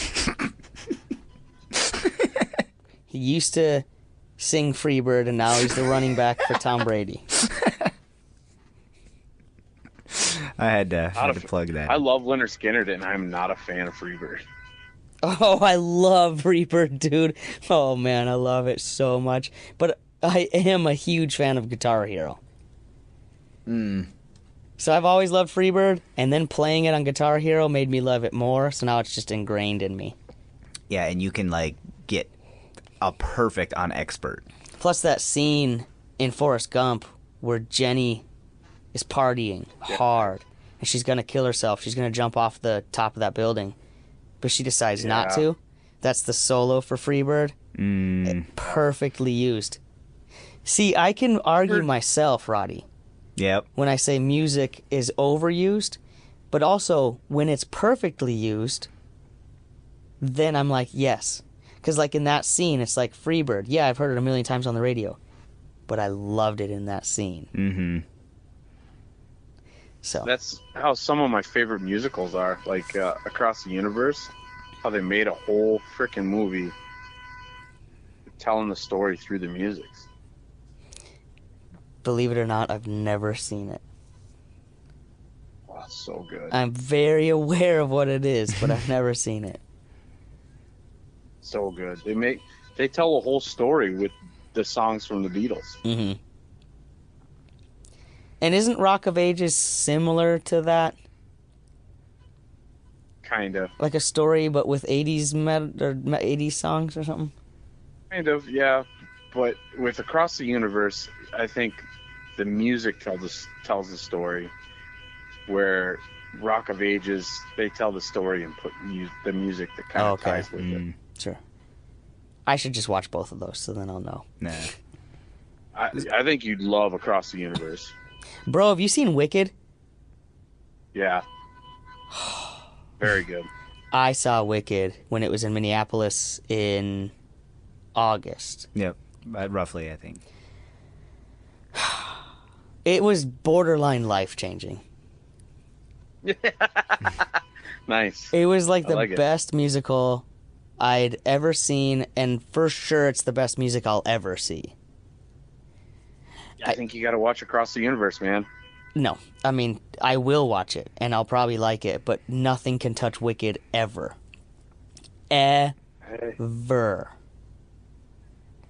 It's like there's Wicked, and then there's musicals. And I love musicals. Wicked was beyond anything. I don't know. I've seen Avenue Q. Avenue Q was so good. So good, dude. But Wicked's the best thing that ever existed. Dang. Pinnacle. Only if you like witches. Oh, God. It's like if Wicked ever comes back, it's like I need to spend $1,000 on tickets to everyone who's never seen it in my life. I'll go. Yeah. Everyone needs to experience that. I'm going to stand behind Across the Universe, man. Oh my God. You gotta leave. You're getting kicked off. Wicked. This is the first I've never time. seen Wicked live. So maybe that, but... This is the first time Vandy's getting kicked off the podcast. You keep trying to kick me off, but... All right, should we into our segments? Yeah, let's get into our segments. What's our first segment? Well, Josh isn't a part of this one because it's just me and you doing challenges. So, Yeah. But I mean, he can also participate. Anybody can participate in these challenges. So it's monthly challenges that we have to do. Otherwise, we have to pay some monies. So this episode's going to come out January 2nd.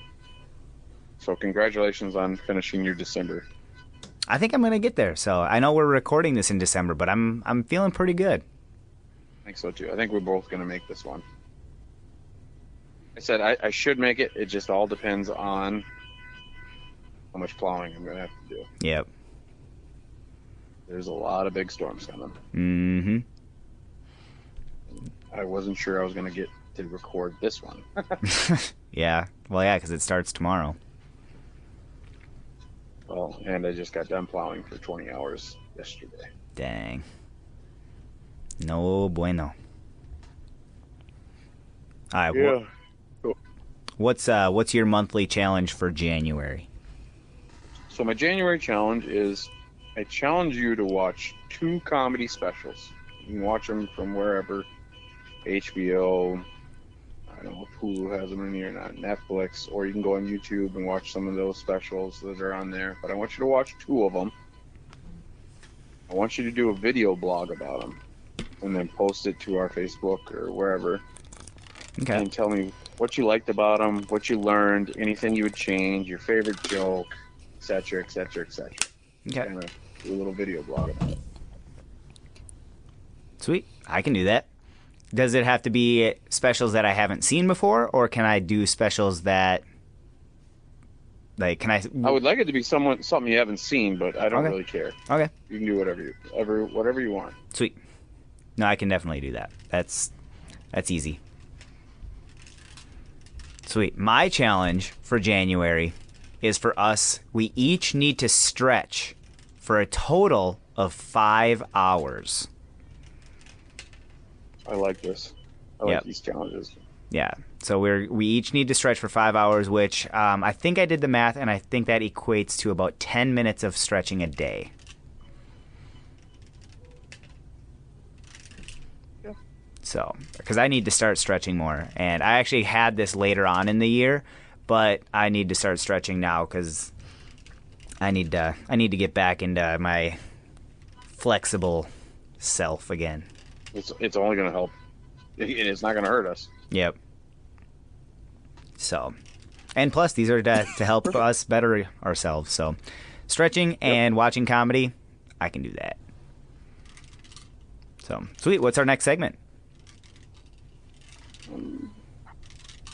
We do how much? Yep. How much would it take to is our next segment. So this is where we talk about different topics. Obviously, we're talking about music this one, but we are going to talk about different things, and we have to say how much it's going to take to do this or to do that. Again, since Josh is our co-host, we added him. So instead of doing 3 each, we are each going to do 2. So we still have 6 spread amongst the 3 of us.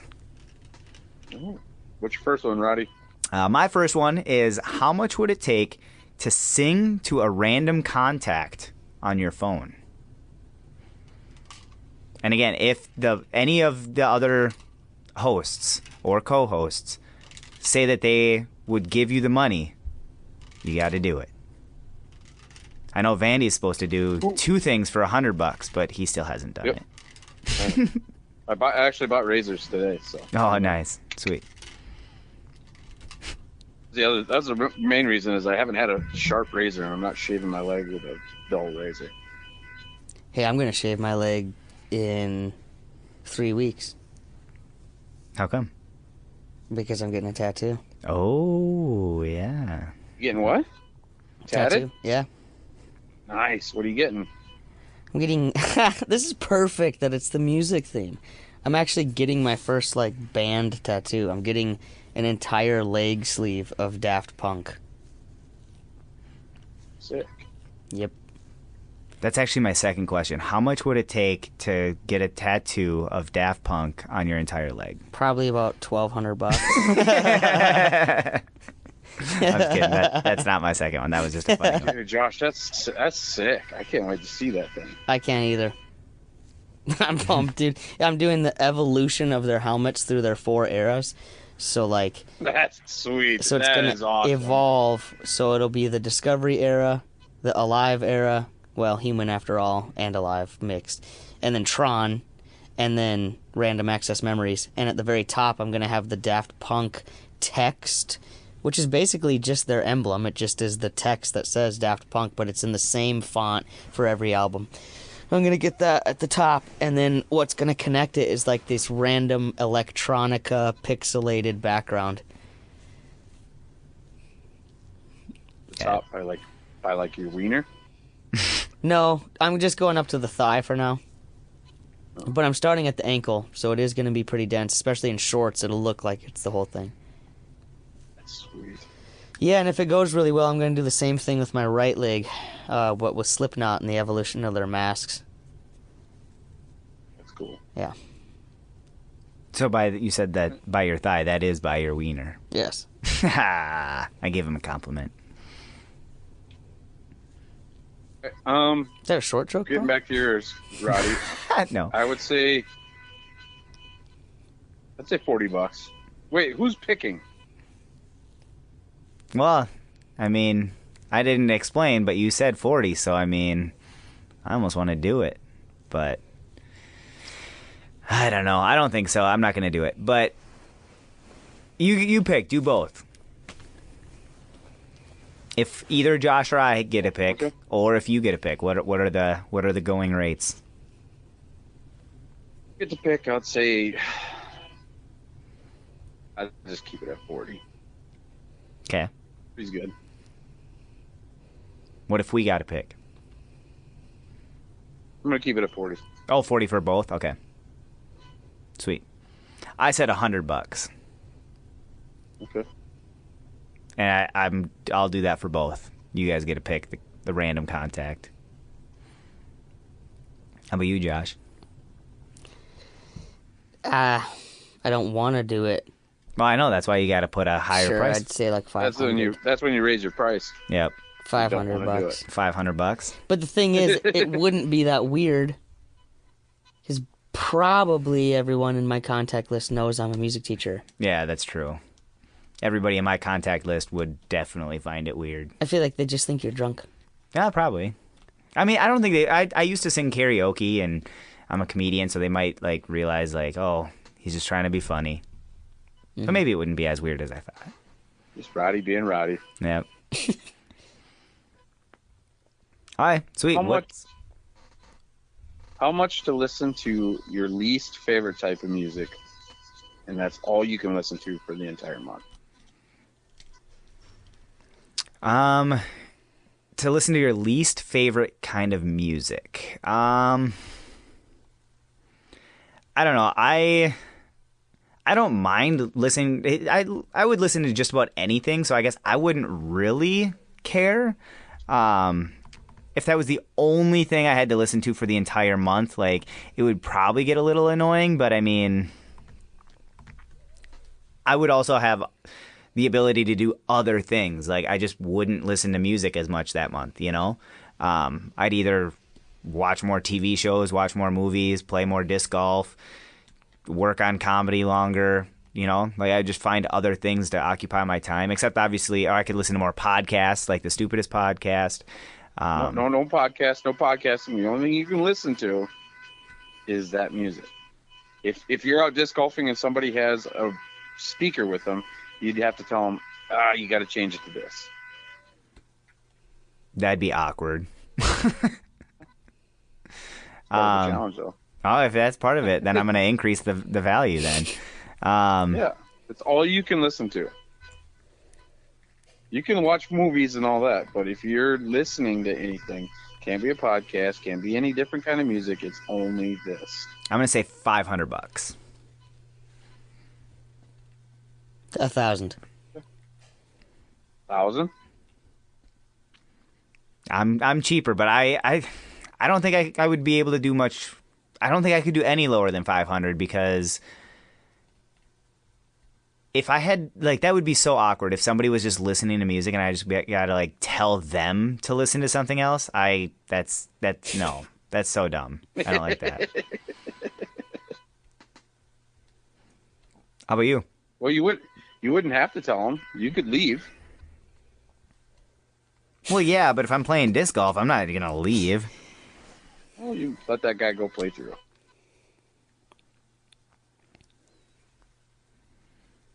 What's your number, Vandy? I said $250. $2.50? $2.50? I'll do it. Yeah. $250. Oh, okay. Get annoying. Yeah, I'm not going to do it now. I might in the future. There's nothing I hate. I would hate to where I wouldn't do it. Like, there's no music that I'd be like, it's only 30 days. Yeah, or 31, depending on the month. Or 30, or 31, depending on the month. Or 28. But it would get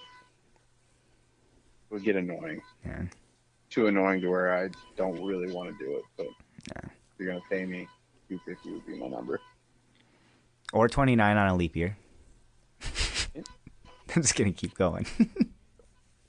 All right, Josh, what's your first? Do you have any? How much? What's the question? It's how much would it take to? How much would it take to just blast Christmas music in July as you're pulling up to work or disc golf league, just blasting it out of your car? Just one time? And acting like you're rocking out to it? Yeah. Just one time? Sure. Okay. Just get out and be like, yes, this is my jam. Yeah. And it's like, the first Noel.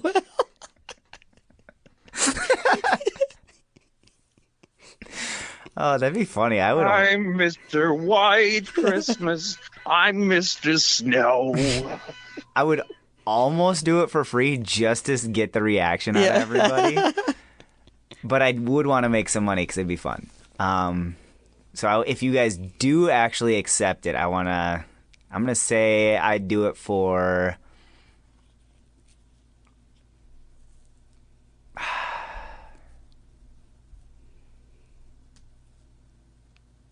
$20. Nice. 20? $20, I would do it. I'll take you up on it in July. Okay. Okay, $20 in July. I'm glad I went to 20. I was gonna say less. Sweet, I'll do that in July. Yeah, just let me know when. All right. Just remember. Well, If you yeah. don't remember, then you don't get it.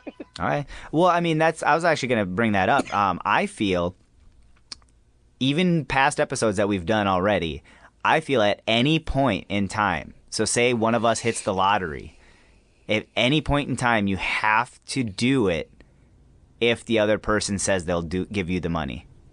Is that fair? What do you mean?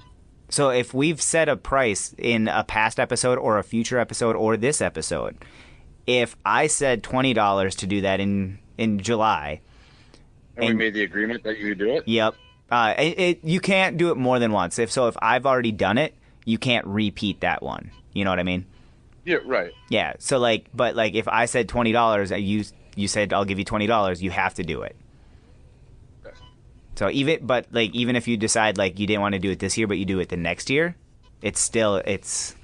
you're liable. No, 20. Yep. Yeah. Sweet. I like that. Okay. I said 20. What are you guys saying? $500. Yeah. I mean, I don't want to do it, but I really want you to do it. Are you also going to give me $20? Probably not, No. unless I'm far away.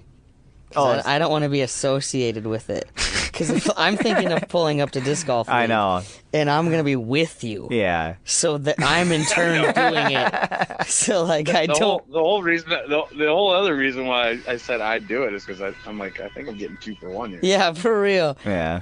Yeah, because you get to choose when. So Josh is going to be like, call me when you're going to do it. I'll drive separate that week. For real.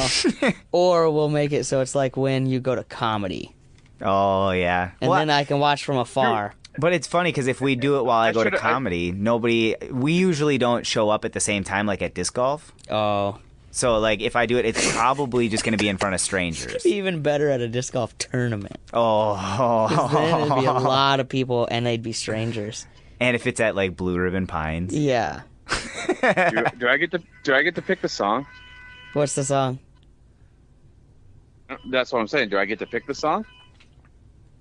Well, you just said Christmas music, or he just said No, Christmas music. that's So what it's I'm his. asking. It's his choice because it's his deal. Well, it's his choice because he's the one paying money. but it's your question. So what? I think the person paying the money gets to choose. Okay, then that's what it is. I like it. Santa baby, here we come. Let's go. Same. Yes, dude. Santa baby. Hurry down the chin. So do I have to headbang to it? Gotta crank the shit out of it. This is gonna be embarrassing, but it's gonna be worth $20. I'm really glad I went up to 20 because I was gonna say 10. You should act like nothing's going on. What do you mean?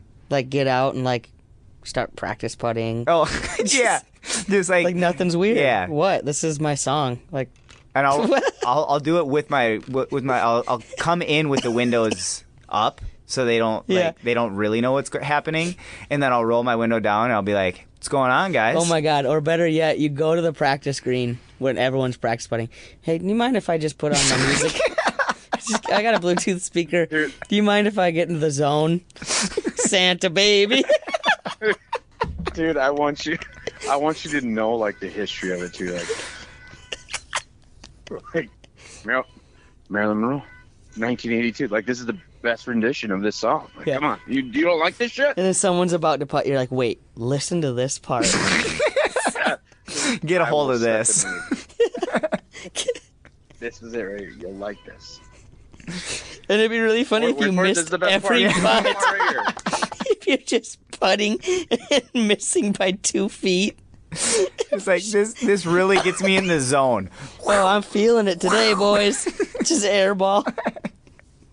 I want you to airball and then play music and then start making them. And I have Oh, my bag, so I look like I'm really good at disc golf, but I just can't do anything. I go up to it's my turn on the tee pad, and I crank it during dude, my throw. no. All right, so you show up, and first you listen to Rudolph, and you're missing. You're like, how did this get on my playlist? God, that's embarrassing. And then you switch it to Santa Baby, and then you I'm just like, drain butts. Yeah. And I'm like, yes, this is it. There Let's we go. That's what I needed. Daddy's home. Yeah. Daddy is home. Yeah. That's awesome. This is going to be fun. I'm excited for These this one. discs are Isn't that cool? going down the chimney. Oh, man. You just start looking at the other players. You know what I'm talking about. Oh, yeah. And I walk to the basket to grab my disc, but I like do it all sexily, like. Oh my God, Vandy. If we sign up for an A tier, they ask you what your walkout music is. Oh. When you tee Yeah. off, they play. Because when I played A tier at Kaposia, they asked me, and I had "Lose Yourself to Dance" by Daft Punk. Oh my That's pretty God! If you play an A tier and they ask that, you have to put Santa Baby. Not if I've already done it before. I only have to do it once. Or unless you're going to give Yeah, me. in that situation, I'll give you $20. Yeah. Do you So take you can that? get it twice. You can do you get accept Vandy's whenever. I'll give you $20 if there's an A tier that asks for a walk-up song. I'll give you $20 to go to Santa Baby. I'll do it. Yes, dude. Yes, Josh, if I'm not there, you have to record it. I will. 100%. And we get to use it for the podcast. Well, someone has to record it because if Yeah. I'm playing the tournament, Yeah. I won't be teed up when you are. Oh, that is so great. But maybe you'll play after me. Yes, that's Yeah. right. That's All right, Roddy, so what's your second one? epic. Oh, man. This is going to be fun. All right.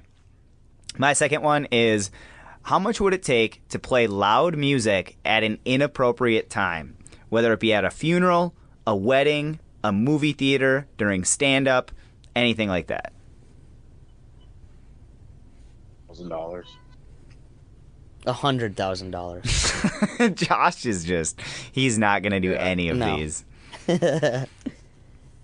Well, he said $1,000.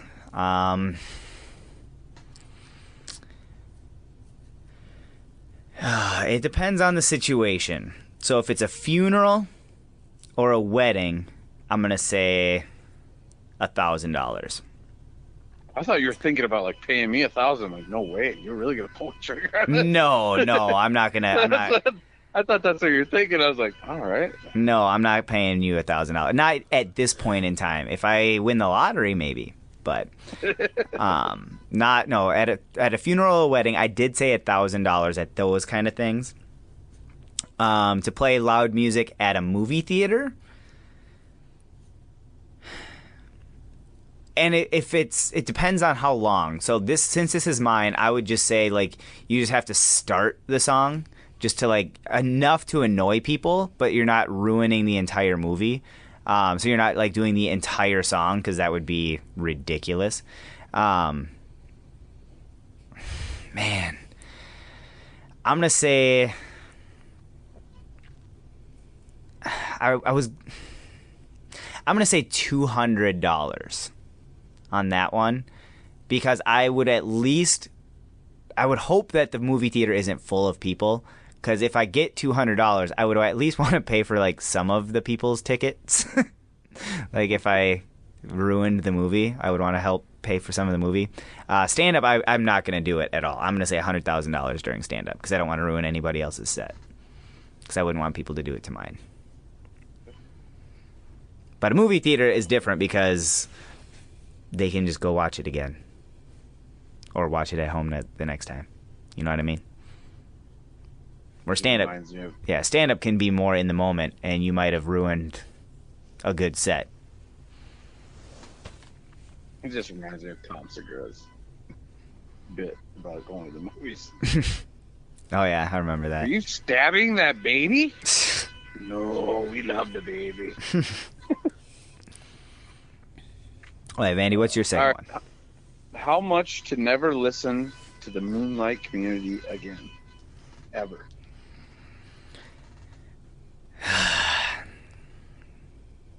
I said $1 million. Because I have to.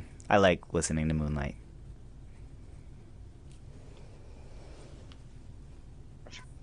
I don't know.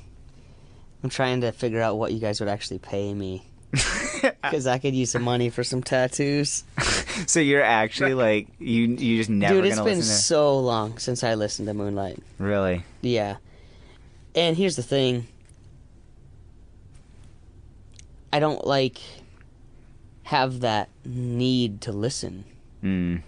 You know what I mean? Because we wrote them. Yeah. We recorded them. We performed them. Yeah. And honestly, it's kind of, you know, whatever. It's not overly joyful that we don't do it anymore. Yeah, for sure. COVID ruined it, so it's kind of dead anyway.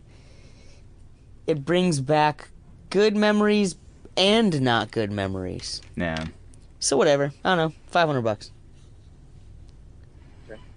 You just want some tattoos. I can't give you $500. Because honestly, I mean, it sounds bad, but it'd be easy for me to not listen to Moonlight. Yeah. Because I don't listen to them that much. I don't have them in my Spotify list. I don't know. So what if we're in the same car together and I'm driving and I play a Moonlight song? You have to just get out. Or turn it. But no. I wouldn't want to... Honestly, I really wouldn't want to give up anything, whether it's my own band or not. I would hate to, like, Just have it be out. trapped to not listen to something when I want to Yeah. listen to it. Right. $500. So maybe when I win the lottery, I'll pay $500 and then just you can never listen to it ever again. See, and that's And also get his fine. $500 back. Yeah, but the other thing You're is... like 82 and you accidentally listen to it. Yeah, but also it's like, okay, there's only 10 recorded Moonlight Community songs. No, there's 2 albums. I know. Isn't there only 10 on each? There's 10 on There's 20. The Gateway. Yeah, so there'd be 20 songs. Okay, that's only 20 songs. Yeah, that you could never listen to. Because then I could just write 80 more Yeah, that's true. and listen to those under a different name. Or literally like record the exact same thing but tweak one note. And you're like, it's a different song. Or just change the name of the band. Yeah, there you go. Re-record the album Yeah. and be like, the Sunlight Clan. That's awesome. How about you, Vandy? Millions. I'd never want to stop supporting my friends. Yeah. What's your last one, Josh? Oh, I had another one. I don't know. I didn't have another one. This is the toughest when I was looking at the Yeah. segments. I have the questions for the others. Okay. That's fine. So, Okay. Well, we'll just go to the other ones. The next segment we have is Love It or Hate It. In this one, we How's go... that work? So in this one, we go for... we say a subject. Again, this is going to be a music subject, and you have to say whether you love it or you hate it. You have to lean one way or the other. You cannot be in the middle. So regardless of what we say, love it or hate it. So that's all we need. You can kind of explain your answer if you need to, but yeah, super simple concept. So I'll start. My first one is classical music. love it. You said same? Yeah. I said same. Yeah, I wouldn't want that not in my life. Yep. Love it to death. I said love it. I said love it to life.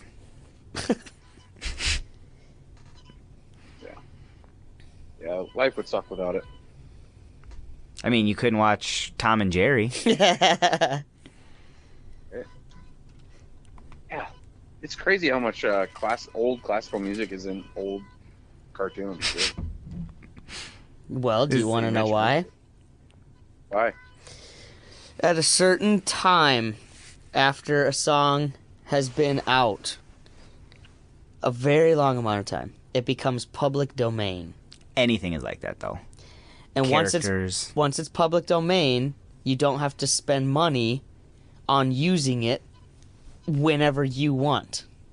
So Looney Tunes, Tom and Jerry, all that stuff, they didn't have to spend a dime on all their background music because they used public domain songs, and it was all classical pieces. And it's brilliant because they saved money. Well, shit, they made money, a ton of it. And kids for the next forever still got to keep up on classical music. Even if they didn't know the composer and the name of the piece, they know the song. Yep. So yeah, there's a fun fact for you. Yeah, it's really cool. All right, New Country.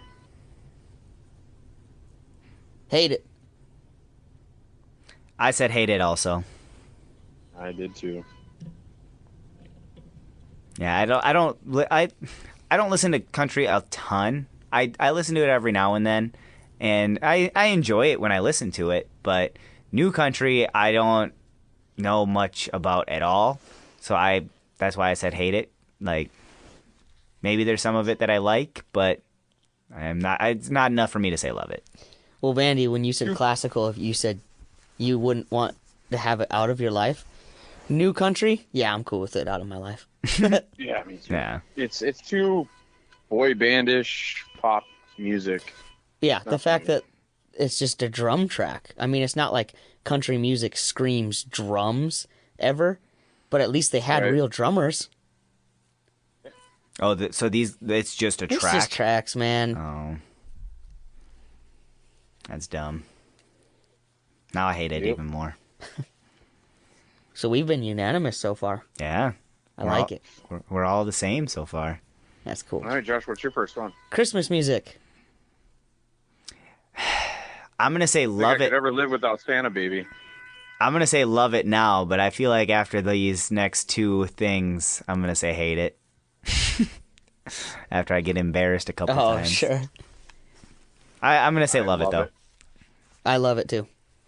Yeah, I'll listen to it like in July if I happen to hear it. I don't know how that would happen, but I would listen. I wouldn't like seek it out unless it's December.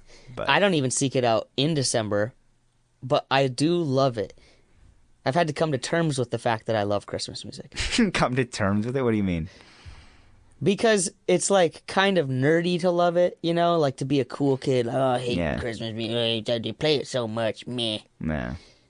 But who are they kidding? It's great because it means Christmas is coming up, and that means Christmas break, and it means food and fun times with the family, and it just has nostalgia that never goes away. Mm-hmm. And December sucks because it's cold and there's 900 feet of snow and there's power outages for 2 weeks. So at least you get the joy of Christmas music Yeah. to help pass the time. How do you play the Christmas music if you have no power? Well, hopefully you got some battery life on your phone.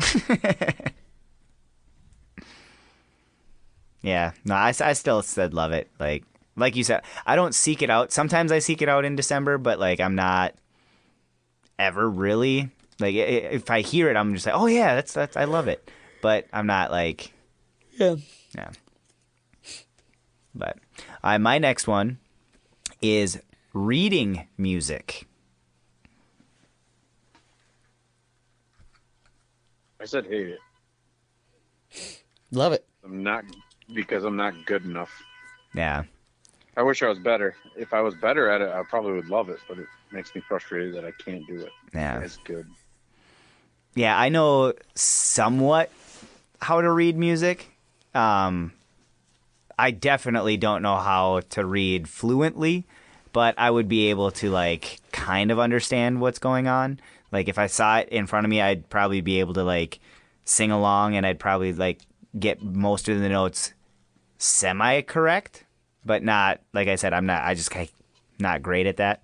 But I had to say hate it because I just don't know how to do it as well as Josh. Love it. I'd have to retake a class and Yeah. relearn it all.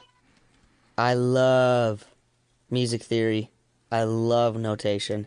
I love that I can read it at any point in time. I love teaching it. I've taught it now for 5 years.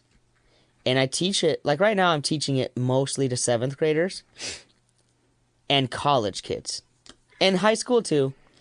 But at a certain point, high school knows enough that we can start just pumping out songs, and I like pumping out as many songs as possible. But like I can get really deep with those college kids because I do lessons, just woodwinds and guitars. But lately I've been incorporating, like this last year, I've been incorporating theory into lessons. So they can learn how to read while playing guitar, and then guitar is what they can read with. Because it's not like you just look at notation and you're like, wow, that's interesting. You want to hear what you're reading. Yeah. So you need some sort of medium, a piano, a guitar, whatever. Or you could sing it. Mm-hmm. But yeah, the kids that I've been teaching seem to like that. Learning theory while they're learning guitar so they can read it on their guitar. Mm-hmm. Because then it's two things. Learning the guitar is just learning hand-eye coordination. That's it. It's just a piece of wood with strings. Yeah. Learning. No, you're not just reading. You're not just seeing letters either. Now you're actually can kind of look at it and hear it. Exactly. They're perfect. Without even playing. Yeah, they're perfect back and forth together. Going back to your old question, I can't remember what you asked, Josh, or back in the beginning, who would have thought that that's the system they would have came up with for writing music? And that also evolved big time. It's Big time. And that's why I like teaching it now, though. Because you say, like, both of you kind of, like, Vandy, you'd have to relearn it. Roddy, you'd have to kind of learn it. Mm-hmm. Dude, I feel like I've gotten really good at teaching it. I feel like I can make it simple. Because I almost think it's easier than, like, English. It just seems so foreign. Mm-hmm. But really, the shapes are just... The shapes that you see on that page, Mm-hmm. it's only telling you how to long to make a noise. Okay. There's other things on there, like the clef, the treble clef and Yeah. the bass clef, like my tattoo. That doesn't quite matter that much. Okay. It does and it doesn't, but the shapes, and whether they're colored in or not, and whether they have dots following them or not, whether there's flags on the stems or not, all those things are telling you time. So, The shape Yeah. itself only tells you how long to make a noise. and so then it's crazy. just what noise to make then at that point. Okay, and that's just how Just high, how- high or low on the page it is. Yeah. It's pretty simple. Yeah. Well, yeah, because I remember, what is it in music? It's pretty simple, but also very complex. Yeah. Yeah. And then the thing is about it, you can always cut it in half, cut it in half, cut it in half, cut it in half in all directions. So that's why it can get super complex. That's why I'm telling you, when I took Music Theory 4, Well, it's math. It's Yeah. not music at all. When you hear some of the pieces that you're dissecting in Music Theory 4, it sounds like shit. But you need it because it's got a... I hate it. It's like what Jordan Goebel loves to do. And I always tell him, he's like, all right, listen to this new piece. I'm like, that's awesome because you spent a lot of time on this and I understand everything that went behind it, but whew, I'm not dancing to this because it sounds like you threw a bunch of M&Ms on a piano and just randomly whatever came out. Yeah. but I mean, it's by complex. I mean, it's a language. It is. It's 100% a language. It's a different language. It's a mathematics. I mean, there's so many subjects into it. Mm-hmm. There's history. Mm-hmm. We talked about Yep. that. Yeah, because isn't it in music? Isn't it, what is it? Roy G. Biv? Is that the... I thought that was funny. Yeah, you did. And What it's is it, a lot. though? There's a something that goes with the... Well, you're talking about the pitch names of the lines of the Yes, staff. yes. Every good boy does fine. Yes, that's what it is. Every good boy loves whatever. Yeah. Yeah. And then the spaces on the staff spell the word face. Yes, yep, I remember that. FACE. And then that's only on the treble clef. On the bass clef, the lines say, good boys do fine always. Mm. And the spaces on the bass clef say ace G. Ace G. And then there's one note that connects both the treble clef and the bass clef, and that's C. And it's middle C. Middle C. Well, if it's in the middle, it makes sense to call it the middle C. But you only see it in the middle if you're a piano player, because piano players see both staffs, the treble and the bass. If you're a tuba player, you only read the bass. Yeah. So when you see a middle C, if you're a tuba player, it's way up high. Yeah. And if you're a clarinet player, because you read treble, you see middle C, it's low. It's below the staff. But if you're a piano player, you see both, so it's actually in the middle. That's interesting. Yeah. So is that technically a line then for Yeah. the piano? Okay. For all of it. Middle C is Yeah. always on the line. Okay. Turn is it? It is yours. All right. Bagpipes. Love them or hate them. Love them. I said love them also, even though I did have a neighbor at one point that played the bagpipes. I remember that. Yeah, I never really had an issue with it. I loved it. And I didn't know you had a neighbor that did it until like a month after you said you were moving out. I was like, dude, I just find out that this thing, I could have sat on your freaking balcony for hours. Love the bagpipes. Me too. One of my favorite instruments. Do you know how to play it? No. Either I of would love to learn them. Nope, never learned. Dang. That is definitely not a classical, Yeah. like Western style instrument. So no, never had an opportunity to learn that or even play it. Dang. I think I know how it's played, just by watching. But no, I've never tried. I would have totally guessed you would have at least tried it. I don't think I've ever been around one. That would be like Yeah. shared. Like, Yeah. hey, play this. Yeah. Yeah. Yeah. You don't go to campfires and they just bring it out. Wouldn't even know how to start. Like, do you got to blow the bag up? I believe so.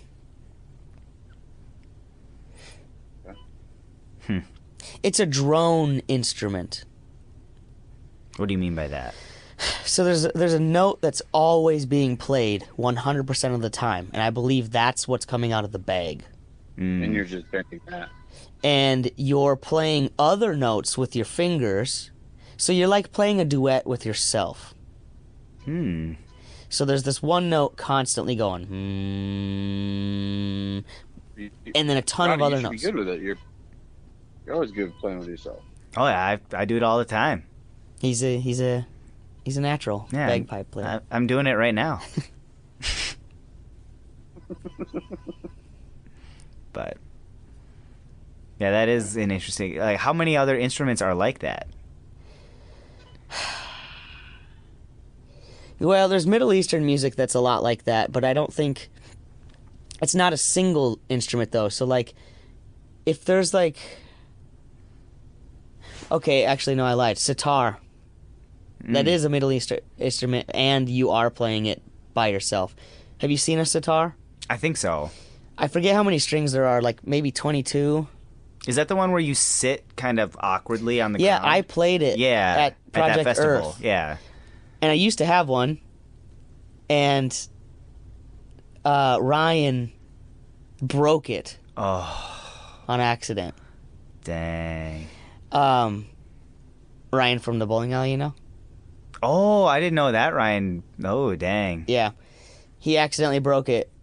And the thing about it is sitars are made out of a gourd, not wood. So like if you broke a guitar, that sucks too. There's a small chance you could fix it.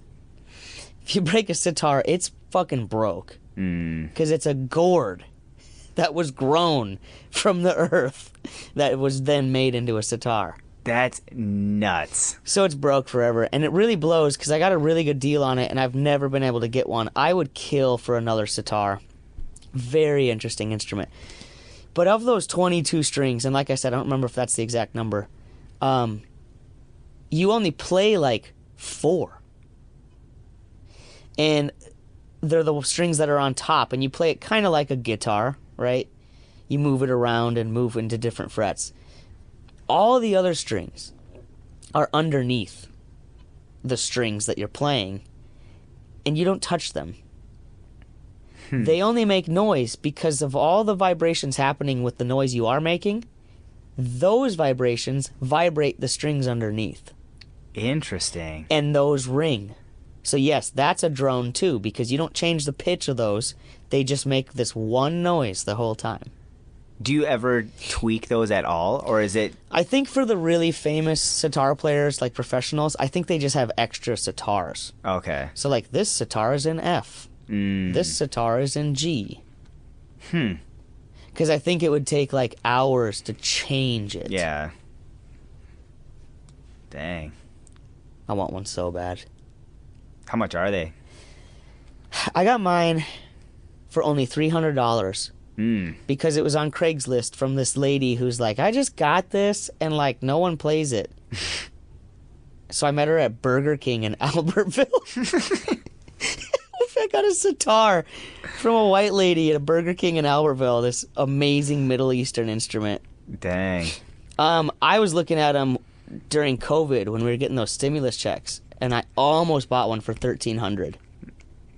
That's a pretty big difference. Instead, I bought my Fender Telecaster, which is also pretty expensive, but not near as that. I remember you talking about that, but yeah, that's such a big difference. 300 to 1,300? Yikes. Was it roughly the same quality? It was a great sitar. Yeah. She just had no clue about it and was getting rid of it. And she's like, oh, 300 sounds like a good instrument price. Yep. Quick Google search would have found different, but... Dang. Josh, What's the last one, Josh? Yeah. We'll just go with an easy one. I had a different one planned, but we'll just move along. Okay. Polka music. Oh. Love it. I'll answer first. I love it. What music? What music? Polka. Polka. I'm going to say love it because there was a movie. I think it's just called Polka King. Yeah, Jack Black. Yeah. Yeah. Yep. I loved that movie. I got to say, I'm going to say love it just because of Jack Black. Love it too. Who knows how to polka dance? Do you guys know how to polka dance? No, I have not learned, but if anyone wants to teach me, I'm fucking down. Okay. Um, Definitely. I think polka I music learned is at so a very much young fun. age. You can do it. Oh yeah, I have 2 aunts that love to polka dance, so they taught me when I was really young. Do you have a lederhosen? Oh, I don't. No, I don't. But it'd be sweet if I did. Yeah. It would be sweet if you did. I've actually had mine. I have one, and I've had it for a really long time. I actually got it when it first came out. I have an early hosen. I was really hoping to get something. I didn't get anybody. I thought it was funny. I actually love that one. I don't know why, but it's okay. pretty good one. Late laugh, but I'll take it. All right, do we want to go on to our next segment? That joke made me angry, hosen. I liked it. I liked it a lot, actually. I don't know why. I usually hate those ones, but I love that one. Should I write it down? Should I say that? That's a pretty good joke. Is it? Yeah, I like it. Early hosen? Yeah. Okay. I'm writing it down so I don't forget. Do you want to introduce the next segment? All right. Next segment is Roddy or Vandy or Dandy. So we name something. Who's most likely to do this or that, or who's more likely to have this or that, or something along those lines. And we got to decide if it's Roddy, or if it's me, or if it's Josh. So, Roddy. So my first one is, who is more likely to learn a new instrument? I went with Josh because Josh knows how to play damn near everything. So I'd go with me, probably. Not even probably. I'd go with me. Yeah. So I said Dandy, but I also said, as a secondary, I said Vandy because I feel like Vandy would be more apt. I'm doing like order, so I'm gonna do Dandy, Vandy, Roddy. Same. I'll go in that order as well. Yeah. This was hard because I was like, I'm trying to think of musical ones that won't be Josh. 'Cause that's like, I'll just be- How about what if we just did who is more likely to learn the bagpipes? I'm still gonna do the same order. Yeah, me. All right, who's most likely to be the first to sing karaoke? I said Vandy. I just don't know that side of Andy, but I'd say Roddy. Okay. Yeah, I would say Roddy as well. Yeah, Be up there probably more. I would say I'd be up there more. Yeah, you have way more first? songs. Yeah, you have more songs that you have like go-to songs. I have a few go-to songs, but I think you'd be the first one. Yeah, I don't need to have anything in me, and I'll go up and I'll be the first one. Yeah. I was the second one to sing it, the one after the roast battle, but that was only because Joe's always the first one. It was fun though. It's because it usually is you. Yeah. Usually I'd be like, oh, they have karaoke, and before I even finish what I'm talking about, you're already walking up there to have slips. So. Yeah. I'm gonna say Roddy, Vandy, or no, I said Vandy, but I'm gonna switch it. I'm gonna say Roddy, Vandy, Dandy. Same. All right, Josh, what's your first one? Who's more likely to sing the national anthem at a sporting event? And not like sing along while it's Yeah. happening in the crowd. Yeah, like do it like you are the one that they hired. Yeah, like at a Yeah. St. Paul Saints game or something. Yep. I said Dandy. My order would be Dandy, Vandy, Roddy. I went Vandy, Dandy, Roddy. Me too. Okay. I went Dang. Vandy, Dandy, Roddy. The only reason I said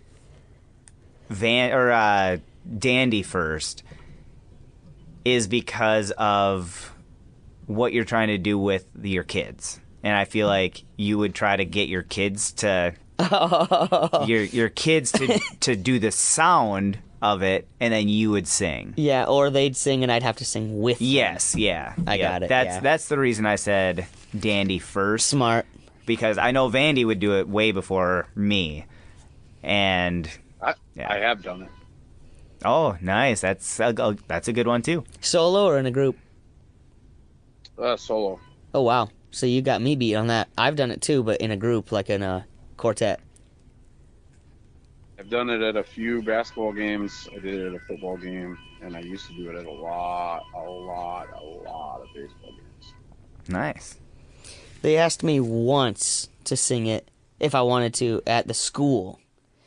But I don't think it was for a basketball game. I think it was for like Veterans Day or something. And I said, no, thanks. And then they never asked me again. Is that appropriate I to did sing it. it? What's that? Is that appropriate to do at like a veterans thing? Well, I said no. Yeah. That's a Started tough when I song. was at a yeah, it's a very I did it at a baseball game the first time because their record player or whatever they had playing took a shit and they didn't have anything to play the music. So I said, "Give me the mic," and I sang it. And then from that moment on, they had me sing it a lot. Nice. So, All right, my second Roddy, one. what's your next one? Yep. My second one is who is more likely to enter a singing competition, whether it be like, what I can't even think of what it's called. American Idol? American Idol. That's Or what I was trying The to say. Voice or or The something. Voice, or yeah, any of those. Who is more likely to do that?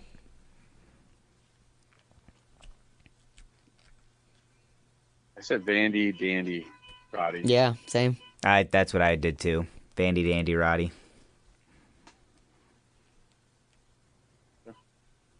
Yeah, I've always wanted to. Yeah, I've never had any interest. I like watching A lot the of competitions, but I'm just not talented enough. I've done a few karaoke competitions. I've never up to American Idol or anything like that. I've had a couple of buddies that have done it. I know 2 people that have done The Voice. Really? Mm-hmm. James and James. I had one of the girls, one of the waitresses at B-Dubs that we always go to in Elk River, her brother finished 3rd on American Idol. Oh, nice. 3rd or 4th. Dang. All right. Who is most likely to jump in a mosh pit? I said Dandy, Vandy, Roddy. Same. Said Dandy, Roddy, Vandy. Do you think I would do it before you, huh? Yeah, I think you would follow Josh. Josh would be like, "Yeah, let's do this," and you'd be like, "All right, I'm in." I mean, I'd be like, yeah. I'd be on the sidelines going, "I got to work tomorrow. Something bad's gonna happen. I'm gonna get hurt." I would follow. Yeah, I would. If my friends are doing it, I'm following him in. Dude, but, mosh pits are fun. Yeah, but I'm not going to be the one to lead the group in there. Like, if Josh does it, I'll go do it. But, yeah. Mosh And pits are a good time. I'll be like, I'll be over by the t-shirt booth. You guys go have fun. Yeah, I'm not huge for anything mosh, whether it be mosh pits or mosh rooms. Sorry. How about mosh potatoes? I like mosh potatoes. Mosh potatoes are pretty good. All right, Josh, what's your last one? Well, I mean, it's so similar to all of these, but who would be most likely to try out for a musical? Yeah, I feel like we're doing the same answers. Yeah, for all for- of the same. I'd say Vandy, Dandy, Roddy. Oh, really? Yeah, I went Vandy, Dandy, Roddy. I did Dandy, Vandy, Roddy. No, I wouldn't want to be in a musical. You would, if we did it, who's gonna write a musical? I would do it the way I just did. Or play in a musical. So, like, Yeah. when I was in college, I played bass guitar for like 9 or 8 different musicals, and that was some of the most fun I've ever had as a musician, ever. Was playing bass guitar in the pit for Yeah. the musicals. That is so fun. I was looking at those as being the same. And I guess maybe I didn't ask it right. I was thinking, like, you know, the lead in Okay, if it's the lead, Godspell or, you know, Jersey Boys or something. yeah. If it's somebody like acting in the musical, I'm gonna say Vandy, Vandy, for Dandy. sure. Yeah, I'm gonna say Vandy, Dandy, Roddy. Yeah. But if it's auditioning for a musical in general, I'm saying Dandy, Vandy, Roddy. Well, probably, yeah, just because I Yeah, you did play all those yeah, things. exactly. in college. Yep. Sweet. Should we get into our last segment? What's our last segment? Our last segment is called Would You Rather. That's where we talk about different things. Would you rather do this? Would you rather do that? There's different options, and you have to select one of the options. And some of them are, maybe both of them are good, but you have to select one. Maybe both of them are bad, but you still got to select one. So, my first one is, would you rather be in a band or be a solo artist? Band. Josh? Band. Even though that kind of goes against a lot of the things I've talked about in the past, it's hard to rely on others to get your dreams across. Yeah, your vision of where you want it to go. But the reason I still have to say band is because I can't play keyboards as good as Dante. You know what I mean? Yeah. Like, I can't do things. I can't play drums as good as Jarrell. Yeah. You know, so, like, I have to say band. And then hopefully just find people who are reliable. Yeah. I said band. I'm sorry. No, you're I good. say band. Band as well because I've done a lot of solo shit and I've only been in one band, and it wasn't a very long time. But that was the funnest fucking thing ever, was getting a group of guys together and going and doing a show. Compared Yeah. to just you going out and singing or doing whatever. A band for sure. Yeah. Just because you'd have that brotherhood. That's why I said band, just because of the Moonlight community. I think it's just a fun thing to be a part of, and it's just cool to have that collaboration. And I know I wasn't musically involved in the band, but like I felt like I was a part of the band. So like I liked that environment, that feeling, and like I definitely enjoy the feeling of being in comedy, because comedy is a solo artist thing, but I like, if it was musical, I would rather be in a band, especially because I'm not musically talented. So I could just hide in the background.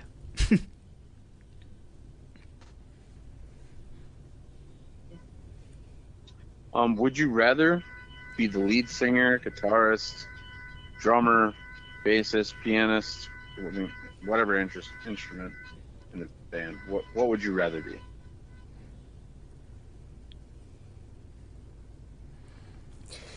That's tough. For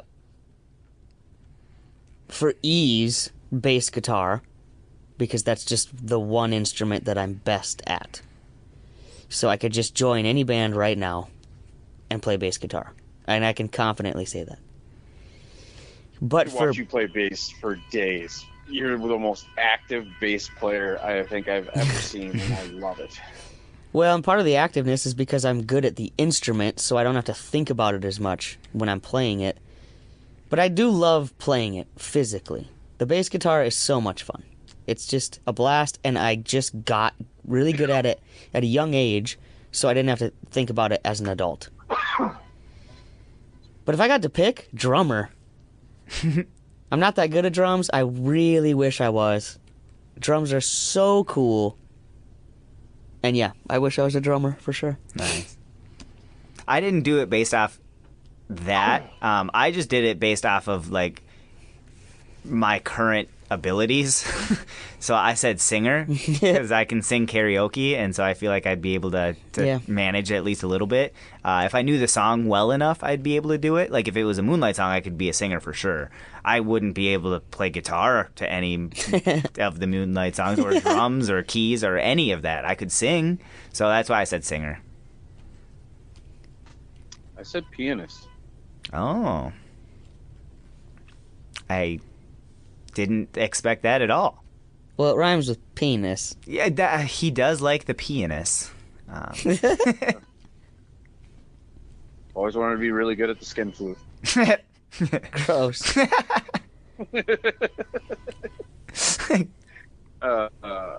I just think I love seeing those videos of like guys at like airports or whatever, and all of a sudden there's a piano. Just tickle the ivories and just put it down. That's true for all the other instrumentalists out there. There's never like a communal trumpet. Oh, sick, a trumpet. I'm going to play that. And who would? Right? Like, I don't have my mouthpiece. It's just sitting there, though. I'll just use their mouthpiece, I guess.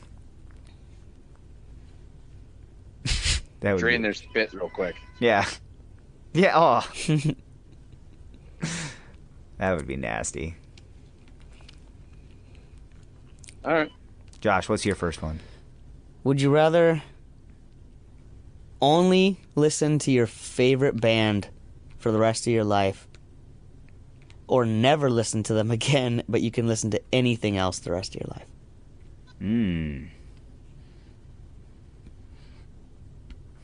So I'm going to go with never listen to my favorite band again, so I could listen to everything else. Suck to never listen to my favorite band again, but I think I'd miss out on something that could possibly overtake them. I think I'm going to do the same answer. Even though I would miss them. But I mean, yeah, you can find other things, other alternatives. That'd be tough. And I think you get sick eventually. Yeah. Well, I mean, I'm thinking comedy wise too. Like, I don't know why my brain was. As soon as you said that, I thought immediately, I'm like, I could never listen to Brian Regan ever again. And I'm like, that would suck. But there are a lot of good comedians that I could still go out and listen to. So I that's the way I started thinking about it, and I think I got to do that too. I hate the question now. Why? Because that's just too tough. I didn't think of how tough it was when I asked it. Yeah. Because at first I'm like, duh, Daft Punk, screw everyone else. Yep. But then I was thinking, like, what about the people who I haven't heard yet because they're not a thing yet? Yeah. What if the next Daft Punk comes out in like 8 years? And you can't listen to them. Yeah. So Vandy made me switch. Yep. So unfortunately, I'd have to can the old Daft Punk. Dang. Yep. And you would just have a leg sleeve that you could never Yeah. listen to. And then every day, I'd just be waiting for the next Daft Punk. Yeah. It Yep. could never happen. And what if, when you made that decision, all of a sudden, Daft Punk is like, we're getting back together. Yeah, right, yeah. And we're doing all this new music. Then I would just say something stupid. 12 like, albums coming out. I'd say something stupid like, no, I said old Daft Punk music, so. I'd just lie and make it clear. What if that happened? Like, what are you going to do with your tattoo? Or is that why you stopped at your thigh? So in case they come back, you can keep going up? No, No? I don't think they're going to come back. Mm. I just don't. Yeah. Because they went out so perfect. Yeah. What's the point? I think if they came back, I think they would just do a tour of all their stuff. Oh, of their old stuff. I don't think they'd make Yeah. new. Because that would look... They're so perfect. Like, everything they do is perfect. And I'm not just saying that, like, in my opinion. They spend, like, 5 years making an album. Mm. They refuse to put anything out there that they don't want out there. Yeah. So it's perfect to them. Yeah. So for them to say they're done when they're still young and kind of out of nowhere, I think it's because they looked at their whole thing they did as a band and they're like, you know what? We did what we wanted and it's over. Mm-hmm. Kind of like Michael Scott. Yeah. Yep. Steve Carell thought The Office was perfect and he didn't want it to become redundant and he left. Yep. And Michael's departure in The Office is perfect. Yeah. The Office continued for 2 seasons, which is iffy. Yep. And then what happens? Michael did actually come back, only for the last episode, and he only had 1 line Yep. because he agreed to that. So that's why I think Daft Punk would come back instead of making something new, because that would call themselves liars. Mm-hmm. They might just tour. That would be really cool still. Oh, hell yeah. I'd That'd be spend any amount of money to see that. Dang. And I'm sure there's a lot of people out there that think the same way. Yep. Yeah. I mean, how much would you pay? I'm going back to the how much would it take to? Just kidding. I'd probably pay $2,000 Ooh, dang. I'd. because I don't think I'd need to pay more than that. Mm-hmm. I think that'd probably be the highest end Yeah. that I'd have to pay. Yeah. Because even though it's once in a lifetime concert, it's still just a concert. I don't think it'd be more than that. I would pay like few hundred, but I don't know if I'd go over. It'd be tough for me to justify over 1,000. Like, I love Daft Punk, and I would love to go with you specifically. I would want to go with you, Matt, like everybody that loves Daft Punk. But if you guys are spending $2,000, I'd probably be like, well, I'll go. Send me a postcard. Well, I'll either that or I'll go, but I'll be like, you guys are going to sit down there. I'll carpool with you. We'll talk about it on the way back. But I'm going to be in the back. Yep. So, All right, 3 more questions. yep. Okay. So, wait. I think it is me. Okay. Would you rather be able to hear or sing in perfect pitch? think I'd rather sing. Why is that?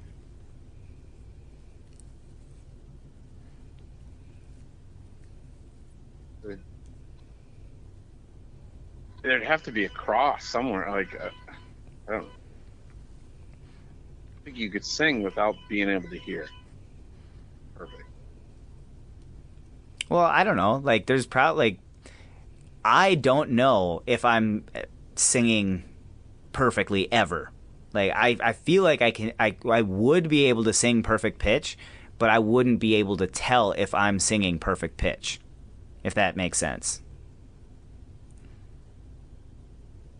Because my music knowledge, I don't know if I'm hitting the exact one that I need to hit, but I could, like, there's a potential for me to hit it.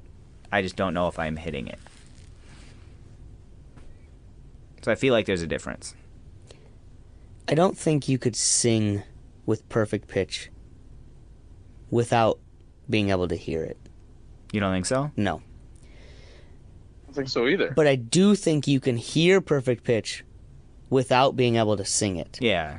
For sure. I've seen Because people. that's like a skill. Mm-hmm. So yeah. My answer is I'd rather be able to hear perfect pitch. Does it suck sometimes that you can hear? What's that? Does it suck sometimes that you can hear? That you can hear? You can hear perfect pitch? Like you can hear it? I don't have perfect pitch. Well, I mean, but you know what I mean, Josh. Like, you know, you're pretty close to. I mean, you may not be perfect pitch, but you can hear it. So I have, At times. at this point in my career, I think I have relative pitch. And relative pitch is what people can learn, because perfect Right. pitch is what you're born with. And you can't get perfect pitch, ever. If you're not born with it, you don't have it, and you won't. But you can So what train I'm trying to yourself say is, to have relative I'm tr- pitch. what I'm trying to say is, when you go up and you go and perform, and somebody goes, "Man, you were amazing." Doesn't it suck sometimes that you go, that you could hear it and you go, "No, I suck tonight. Like, I missed a lot tonight." Yeah, You know what I it's mean? it's just different. Like when you're immersed in it, like what you were saying, it's a language. It's like I can speak it fluently now because I was trained. And then after I was trained, I became a teacher, and you remember like 90% of what you teach. You know what I mean? Mm-hmm. So I'm like a master of that language now. So I can hear when things are out of tune really well. But I can't hear it as well as Dante. So like if you go up to a piano and just play a key, Dante can say, "Yep, that's a D flat." He just knows. I can't do that at all. But if you played a C and told me this is a C and then played it, then played a different note, I could tell you what that note is, Relative to the because C. I've been trained to know the difference in sound distance from C to whatever note you played. And it doesn't matter C. You could play an F and be like, "This is an F. Now what's this note?" And I could tell you. Does it suck sometimes that you know it, though? No, it doesn't. I love it. And Dante would say the same thing about his perfect pitch. He likes having perfect pitch. Because honestly, there's a certain point, and also you have to have a good attitude, but like, when I hear something really bad, it makes me bust out laughing. So it's not like gross or upsetting. It's like some people are like, "Oh, it hurts my brain." I'm the opposite. It is so fucking funny. And Dante's the same way. When something is so out of tune. Like, I saw a clip on a subreddit called "Kids Are Fucking Stupid."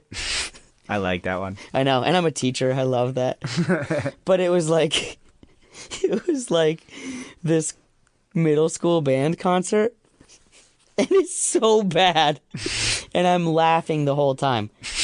Other people are like, "Oh," and they're like plugging their ears. I'm laughing. So, like, nah, I like it, dude. It doesn't suck. Okay. I think it's funny, like, when you guys would be practicing and Matt needed to tune his guitar, literally he just, like, would strum it, and Dante's like, yeah, you need to... Yep. And he would just know. You go higher, lower, yep. It's insane. Like, he's, like, one of those machines. Like, his brain is just like that. You know how, like, you made that Lederhosen joke? Yep. And you can do that because the English language can be hilarious. Mm-hmm. That's, like, what we can do. With music. Yeah. Yeah. Like, there's this one part in a Daft Punk song where there's this faint counter melody on an organ. Do-do-do-do. It's not part of the main part of the melody. It's just a faint little thing. The first time I listened to that song with Dante, he laughed at that part. And then I laughed with him. And other people might not understand that. And it's hard to explain because it's two different languages and there's a barrier. Mm. I can't explain why that's funny in English. Yeah. It's funny, though. Mm-hmm. Yeah, I don't know. That's interesting. So, like, it would almost be like... I'm trying to, like, figure out, like, just so my brain can understand it. Would it be almost like I'm doing stand-up and I'm saying my jokes, but then all of a sudden, like...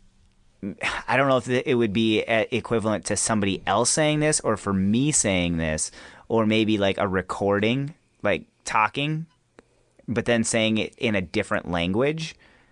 Like, would it be like that? No. No? Okay. No, it'd be like your joke. Your later Hosen, Yeah. early Hosen joke, Yeah. but telling it to a 4-year-old who's just learning English. Okay.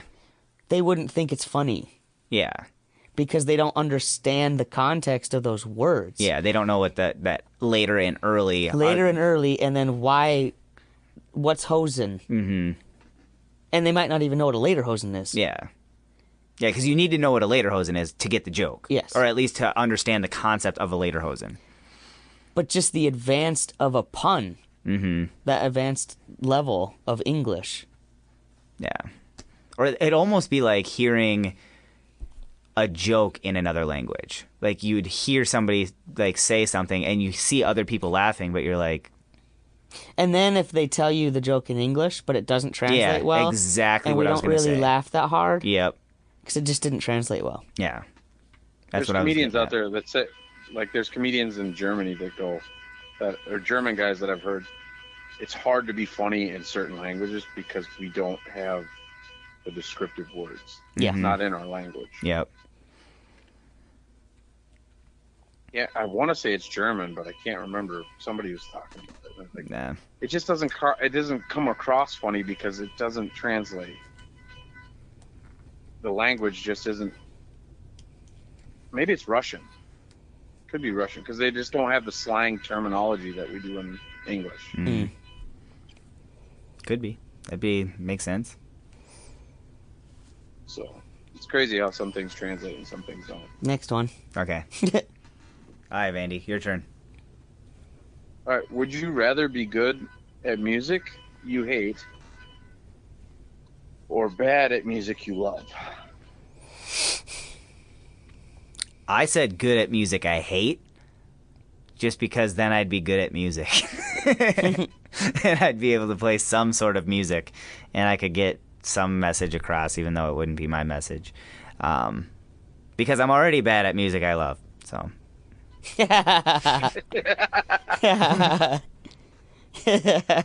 I'd say bad at music I love, too. Yeah, I'm going with bad at music I love. Because if I was good at music I hate, I wouldn't do it. Yeah. Yeah, well, there'd be no drive. Yeah, exactly. All right, Josh, what's your last one? I was going to do this for the rest of your life, but let's change it. Okay. Let's do it for a year. Okay. For 1 year, Would you like there to be music playing in your life 24/7? Or for 1 year, zero music at all? So what if music is playing in my dreams? You can't control that. Okay. So I'm going to say...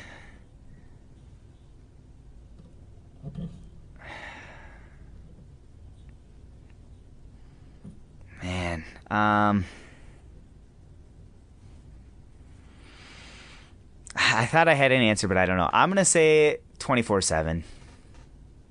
I went with 24/7 as well. That'd be tough to not listen to music because it's in a lot of things. Because you wouldn't be able to watch a movie.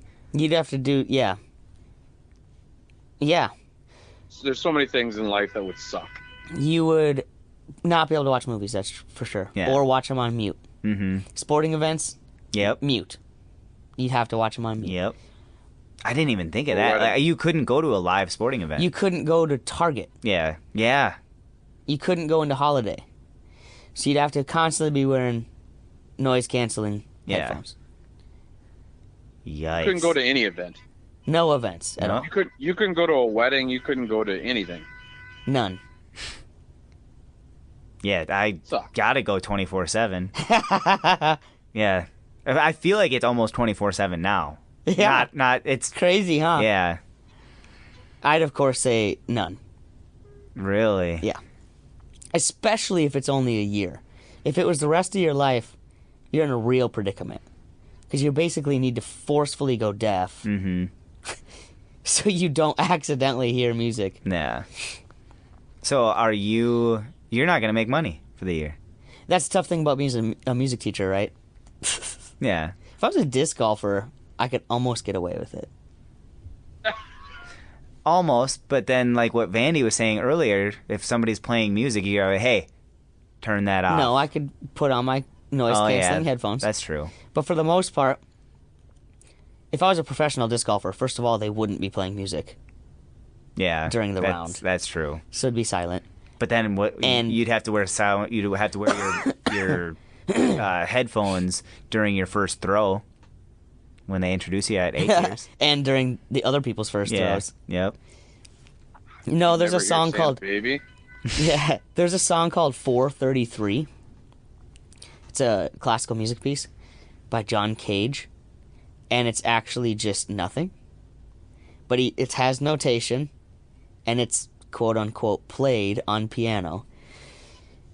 The player walks out on stage, puts the music on the music stand, sits upright in the playing position for the piano for 4 minutes and 33 seconds, and then stands up and bows.